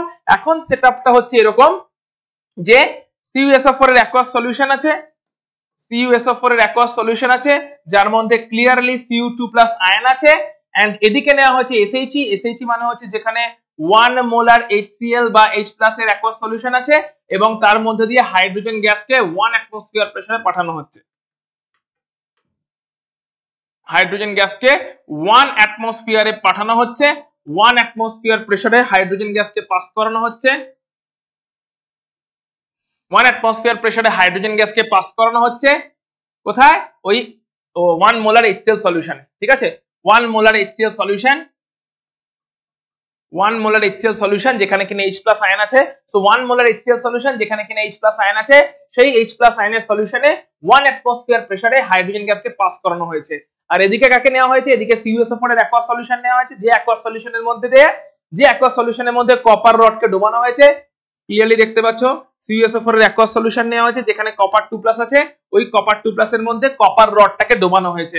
তাহলে একদিকে CuSO4 এর বা Cu2+ এর অ্যাকোয়াস সলিউশন, কপার রড ডোবানো হয়েছে, অন্যদিকে H+ এর অ্যাকোয়াস সলিউশন যার মধ্যে দিয়ে হাইড্রোজেন গ্যাসকে পাস করানো হচ্ছে। সলিউশনগুলোর কনসেন্ট্রেশন আছে 1 মোলার, আর গ্যাস যেটা ইউজ করা হয়েছে তার প্রেসার আছে 1 অ্যাটমসফিয়ার, এন্ড পুরো টেম্পারেচারটা আছে হচ্ছে 25 ডিগ্রি সেন্টিগ্রেড, অর্থাৎ স্ট্যান্ডার্ড কন্ডিশন মেইনটেইনড হয়েছে। এই অবস্থাতে আমরা দেখতে পাচ্ছি আমরা যে এখানে এবার বাইরে আউটার সার্কিটে কানেক্ট করা হয়েছে। So this is the outer circuit, এইটা আমাদের আউটার সার্কিট, বাইরে কানেক্ট করা হয়েছে তার দিয়ে, এন্ড দুটো ইলেকট্রোলাইটকে কানেক্ট করা হয়েছে ইনার সার্কিটে সল্ট ব্রিজ দিয়ে, দুটো ইলেকট্রোলাইটকে কানেক্ট করা হয়েছে সল্ট ব্রিজ দিয়ে।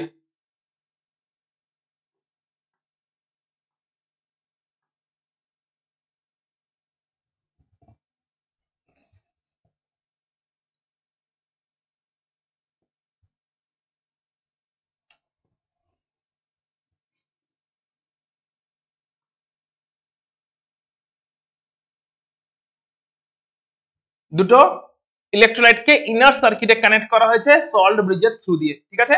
এইভাবে যখন পুরো কানেকশন কমপ্লিট হয়ে গেছে, outer circuit complete, inner circuit complete, এই অবস্থায় এখানে ভোল্টামিটার আছে, ভোল্টামিটার রিডিং শো করে দেবে। ভোল্টামিটার কি করবে? রিডিং শো করে দেবে যে কারেন্ট কোন দিক থেকে কোন দিকে ফ্লো করছে, ক্লিয়ারলি এখানে ভোল্টামিটার রিডিং শো করে দেবে। সো কি দেখতে পাওয়া যাচ্ছে এখানে? অবজারভেশন দেখতে পাওয়া যাচ্ছে। অবজারভেশনটা ভালো করে দেখবে। এখানে অবজারভেশন কি দেখতে পাওয়া যাচ্ছে? অবজারভেশনে এখানে দেখতে পাওয়া যাচ্ছে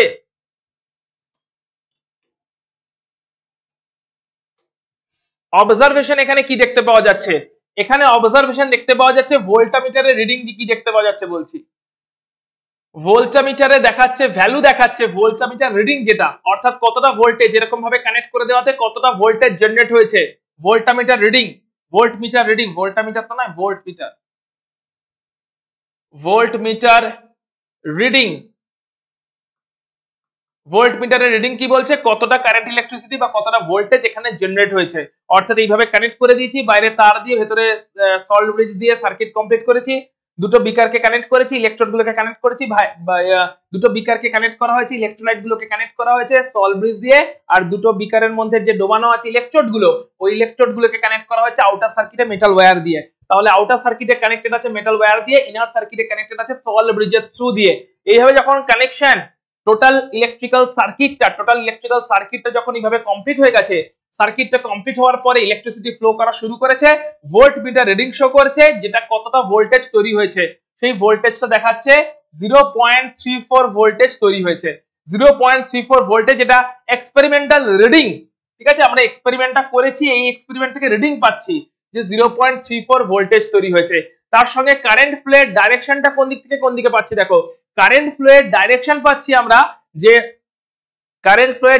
পাচ্ছি আমরা যে কপার থেকে হাইড্রোজেনের দিকে কারেন্টটা ফ্লো হচ্ছে। অবজারভেশন, এগুলো হচ্ছে অবজারভেশন কারেন্ট ফ্লো, ভোল্টমিটারের কারেন্ট ফ্লো এর ডাইরেকশন পাচ্ছি। কারেন্ট ফ্লো করছে কপার ইলেকট্রোড থেকে এসএইচ এর দিকে কারেন্ট ফ্লো করছে। এই দুটো অবজারভেশন আমাদের, যে যখনই পুরো সেটআপটা কমপ্লিট করেছি, এইদিকে কপার 2+ আয়নের মধ্যে কপার রড ডোবানো, ওইদিকে H+ আয়নের মধ্যে দিয়ে H2 গ্যাসকে পাস করানো হচ্ছে, পুরো সেটআপটা স্ট্যান্ডার্ড কন্ডিশনে আছে, এবং কপার ইলেকট্রোডের সঙ্গে ওইদিকে ইনার্ট ইলেকট্রোড প্ল্যাটিনামকে কানেক্ট করা হয়েছে, যার গা বেয়ে বেয়ে H2 গ্যাসটাকে পাস করানো হয়েছে, এবং বাইরের দিকে আউটার সার্কিট, আর ভেতরের দিকে ইনার সার্কিটে দুটো ইলেকট্রোলাইটকে সল্ট ব্রিজের থ্রু দিয়ে কানেক্ট করা হয়েছে। আউটার সার্কিটে একটা ভোল্টমিটার আছে, ভোল্টমিটারের অবজারভেশন হচ্ছে কারেন্ট ফ্লো হচ্ছে এবং সেখানে 0.34 ভোল্টেজ কারেন্ট প্রডিউস হয়েছে বা ভোল্টেজ প্রডিউস হয়েছে। কারেন্ট ফ্লো এর ডাইরেকশন, এটাও ভোল্টমিটার রিডিং থেকে পাচ্ছি, ভোল্টমিটারে কাঁটার ডিফ্লেকশন থেকে পাচ্ছি। কারেন্ট ফ্লো এর ডাইরেকশন কপার থেকে এসএইচ এর দিকে। এখান থেকে আমরা কি কি কনক্লুশনে আসতে পারি? ইলেকট্রন ফ্লো কোন দিক থেকে কোন দিকে হচ্ছে, কারেন্ট ফ্লো এর অপোজিটে ইলেকট্রন ফ্লো হবে।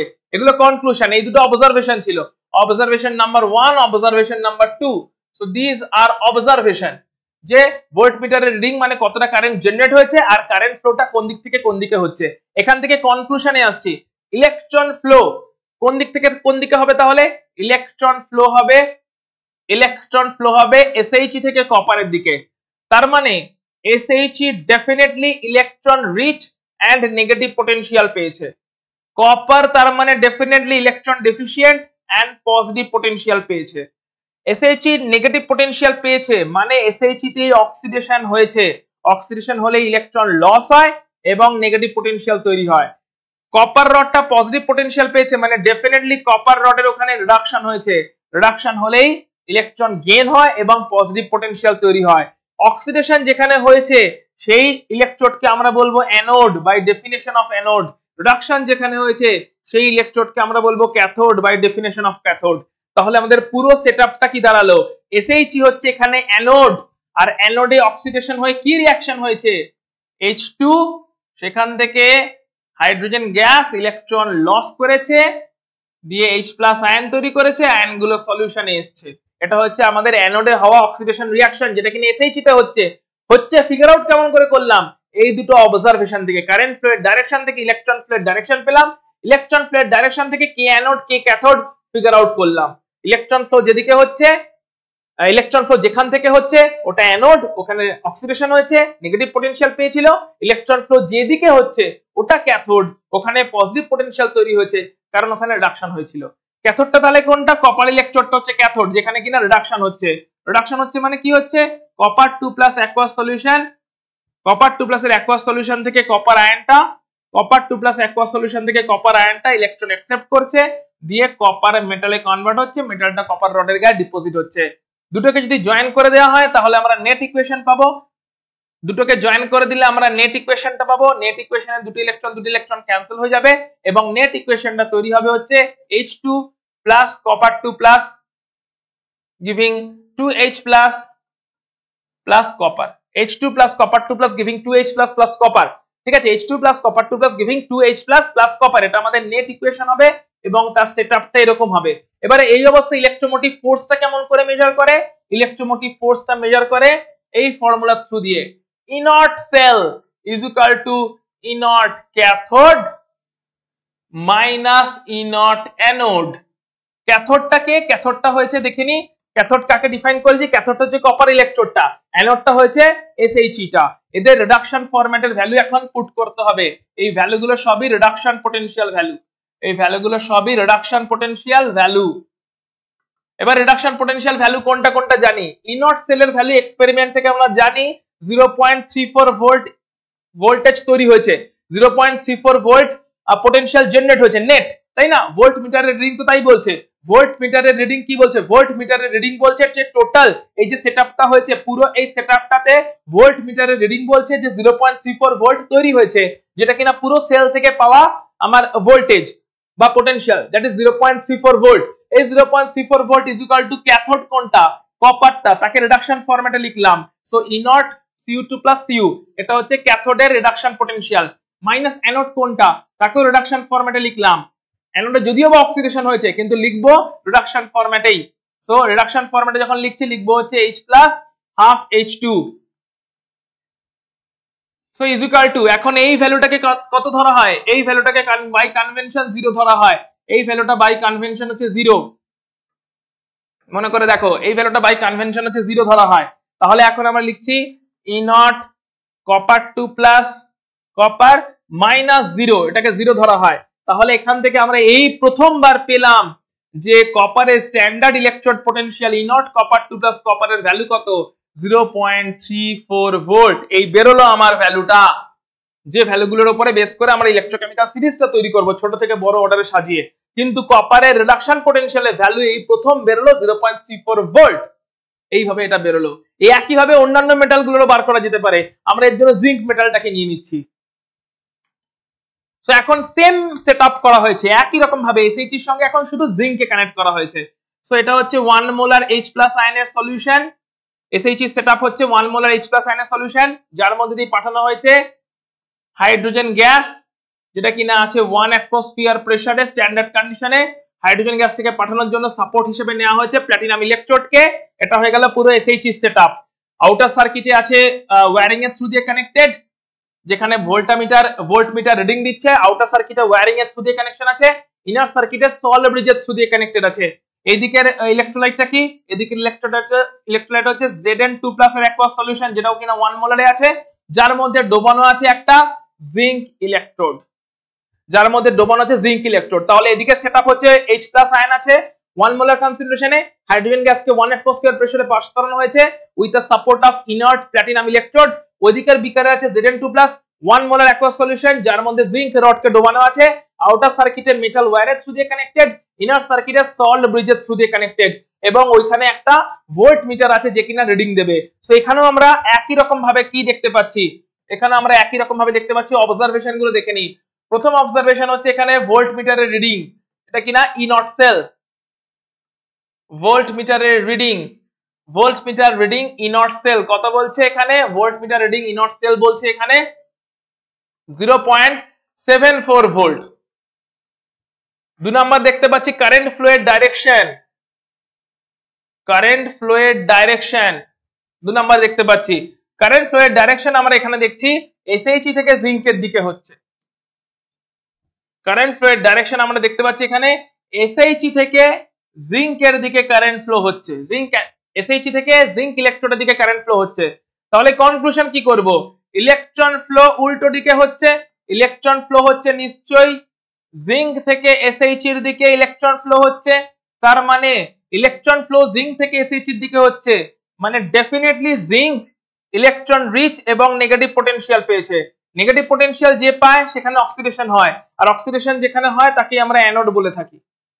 তার মানে ডেফিনেটলি এসএইচ এর দিকে ইলেকট্রন যাচ্ছে, মানে ডেফিনেটলি ইলেকট্রন ডেফিসিয়েন্ট ছিল, পজিটিভ পটেনশিয়াল ছিল এসএইচ। পজিটিভ পটেনশিয়াল যেখানে হয় এতক্ষণ আমরা স্টাডি করেছি সেখানে রিডাকশন হয়, ইলেকট্রন গেইন হয়ে যায়, সেই জন্যই পজিটিভ পটেনশিয়াল হয়। আর ইলেকট্রন লস্ট হয়ে গিয়ে নেগেটিভ পটেনশিয়াল তৈরি হয়। ইলেকট্রন যেখানে লস্ট হয়ে যায় সেখানে ইলেকট্রোডটা নেগেটিভ পটেনশিয়াল পায়, কারণ লস্ট ইলেকট্রন গুলো ইলেকট্রোডে জমা হয়। আর ইলেকট্রন যেখানে গেইন হয়ে যায় ওখানে ইলেকট্রোড থেকে ইলেকট্রন চলে যায়, তাই ইলেকট্রোডটা পজিটিভ পটেনশিয়াল পায় এবং এটা রিডাকশনের থ্রু দিয়েই হয়। রিডাকশন যেখানে হবে তাকে আমরা বলবো ক্যাথোড। ক্যাথোড এত অ্যানোড আইডেন্টিফাইড, এইভাবে ক্যাথোডকে অ্যানোডকে এই পার্টটা পুরোপুরি আইডেন্টিফাইড। এবারে আমরা এখন ইলেকট্রোমোটিভ ফোর্সে যাব। ইলেকট্রোমোটিভ ফোর্সের আমরা কি জানলাম?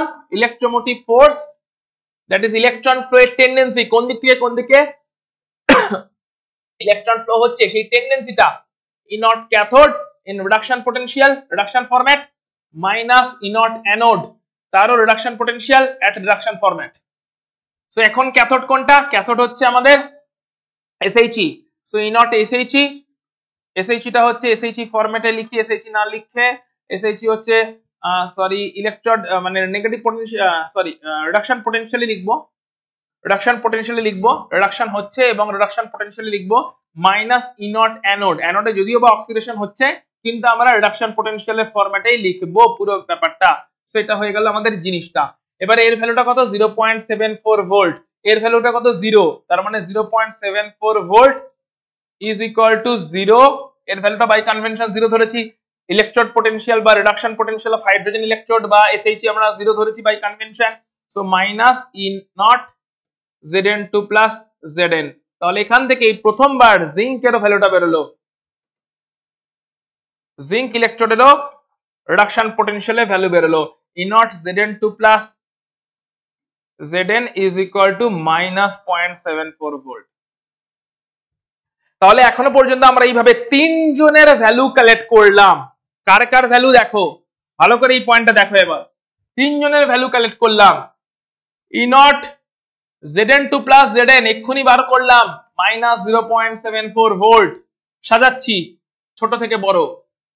ই নট সবগুলোই রিডাকশন পোটেনশিয়াল সাজাচ্ছি, কোথাও অক্সিডেশন হচ্ছে কোথাও রিডাকশন হচ্ছে, বাট আমরা সাজাচ্ছি সবই রিডাকশন পোটেনশিয়ালের ফরম্যাটে। এটা বেরোলো 0 ভোল্ট বাই কনভেনশন ধরেছি। ই নট কপার 2 প্লাস কপার এটা বেরিয়েছিল 0.34 ভোল্ট। তাহলে ছোট থেকে বড় অর্ডারে যখন সাজালাম এই তিনজনকে নিয়ে, E naught Zn2 plus Zn value বেরোলো minus 0.74 volt, E naught H plus half H2 value আমরা বাই কনভেনশন ধরেছি 0 ভোল্ট, আর E naught copper 2 plus copper এর ভ্যালু আগেই বেরিয়েছিল প্লাস 0.34 ভোল্ট। এই ভ্যালুগুলোকে আমরা যদি ছোট থেকে বড় অর্ডারে সাজাই তাহলে একটা ক্লিয়ারলি সিরিজ পেলাম, তিনজনকে নিয়ে সিরিজ পেলাম। এবার সমস্ত মেটালগুলোকে যদি এইভাবে এসএইচের সঙ্গে কানেক্ট করি, যে তাদের রিডাকশন পোটেনশিয়ালের ভ্যালুগুলো বার করি, তাহলে যে বড় সিরিজটা পাবো তাকে আমরা বলবো ইলেকট্রোকেমিক্যাল সিরিজ। অর্থাৎ ইলেকট্রোকেমিক্যাল সিরিজটা কিভাবে তৈরি হচ্ছে? প্রত্যেকটা মেটাল আয়ন আর তার মধ্যে ডোবানো হয়েছে মেটাল রড, এই সেটআপটাকে এসএইচের সঙ্গে কানেক্ট করা হচ্ছে এবং ঠিক যেভাবে কপারের জন্য ভ্যালুটা বার করা হলো রিডাকশন পোটেনশিয়ালের ভ্যালু, বা জিঙ্কের জন্য রিডাকশন পোটেনশিয়ালের ভ্যালু বার করা হলো, সেইভাবেই সবারের জন্য রিডাকশন পোটেনশিয়ালের ভ্যালু এক্সপেরিমেন্টালি বার করা হচ্ছে। তারপরে ছোট থেকে বড় অর্ডারে যদি রিডাকশন পোটেনশিয়ালের ভ্যালুগুলোকে লিখে দেওয়া হয় তাহলে যে সিরিজটা তৈরি হচ্ছে ছোট থেকে বড় অর্ডারে রিডাকশন পোটেনশিয়ালের ছোট থেকে বড় অর্ডারে, তাকে বলছি আমরা ইলেকট্রোকেমিক্যাল সিরিজ। তাহলে ইলেকট্রোকেমিক্যাল সিরিজে রিডাকশন পোটেনশিয়াল উপর থেকে নিচে ইনক্রিজ করছে, ছোট থেকে বড়। রিডাকশন পোটেনশিয়ালের value increases from top to bottom. এইভাবে যে সিরিজটা পাওয়া যাচ্ছে তাকে আমরা বলছি রিডাকশন ইলেকট্রোকেমিক্যাল সিরিজ। এখান থেকে কি বলতে পারি? উপরের দিকে যারা আছে, টপে যারা আছে, তাদের রিডাকশন পোটেনশিয়ালের ভ্যালু কম, লোয়ার ভ্যালু। রিডাকশন পোটেনশিয়ালের ভ্যালু কম মানে সেখানে রিডাকশন হওয়ার tendency com, less tendency of reduction. তার মানে সেখানে অক্সিডেশন হওয়ার টেন্ডেন্সি বেশি উপরের দিকে, মোর টেন্ডেন্সি অফ অক্সিডেশন। তাহলে টপের দিকে যারা আছে আমরা বলতে পারি যেখানে ভ্যালুটা কম, যত কম ভ্যালু তত রিডাকশন হওয়ার টেন্ডেন্সি কম, তত অক্সিডেশন হওয়ার টেন্ডেন্সি বেশি। মানে উপরের দিকের মেটালগুলোর অক্সিডেশন হওয়ার টেন্ডেন্সি বেশি, মানে উপরের দিকের মেটালগুলো স্ট্রং রিডিউসিং এজেন্ট। নিচের দিকে কি আছে, বটমে কি আছে? বটমে রিডাকশন পটেনশিয়ালের ভ্যালু হাই ভ্যালু, রিডাকশন পটেনশিয়ালের ভ্যালু ছোট থেকে বড় অর্ডারে সাজানো হচ্ছে, তাহলে বটমের দিকে আছে রিডাকশন পটেনশিয়ালের হাই ভ্যালু। সো রিডাকশন পটেনশিয়ালের হায়ার ভ্যালু যেখানে আছে আমরা বলতে পারি সেখানে মোর টেন্ডেন্সি অফ রিডাকশন।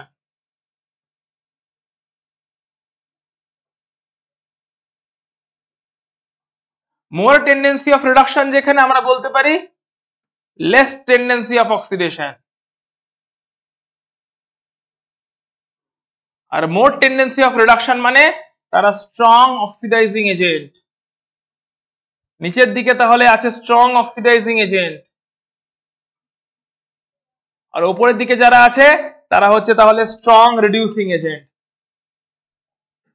কারণ মোর টেন্ডেন্সি অফ অক্সিডেশন যারা হবে তারা হবে স্ট্রং রিডিউসিং এজেন্ট।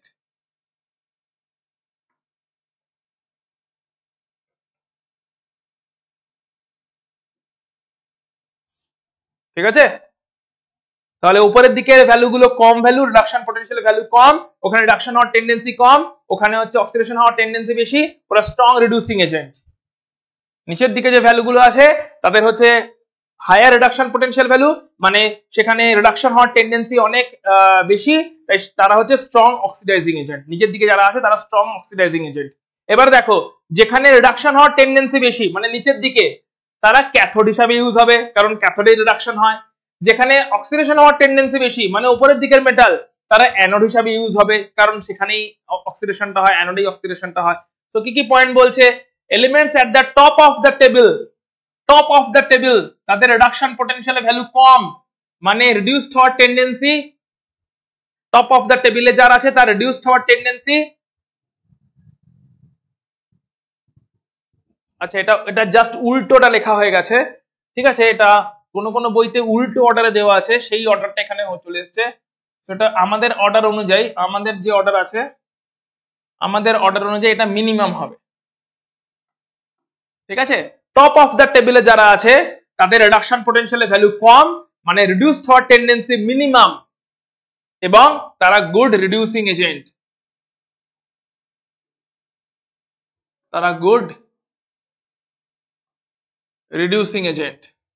উল্টো দিকে বটমে যারা আছে তাদের ইলেকট্রোড পটেনশিয়ালের ভ্যালু বেশি।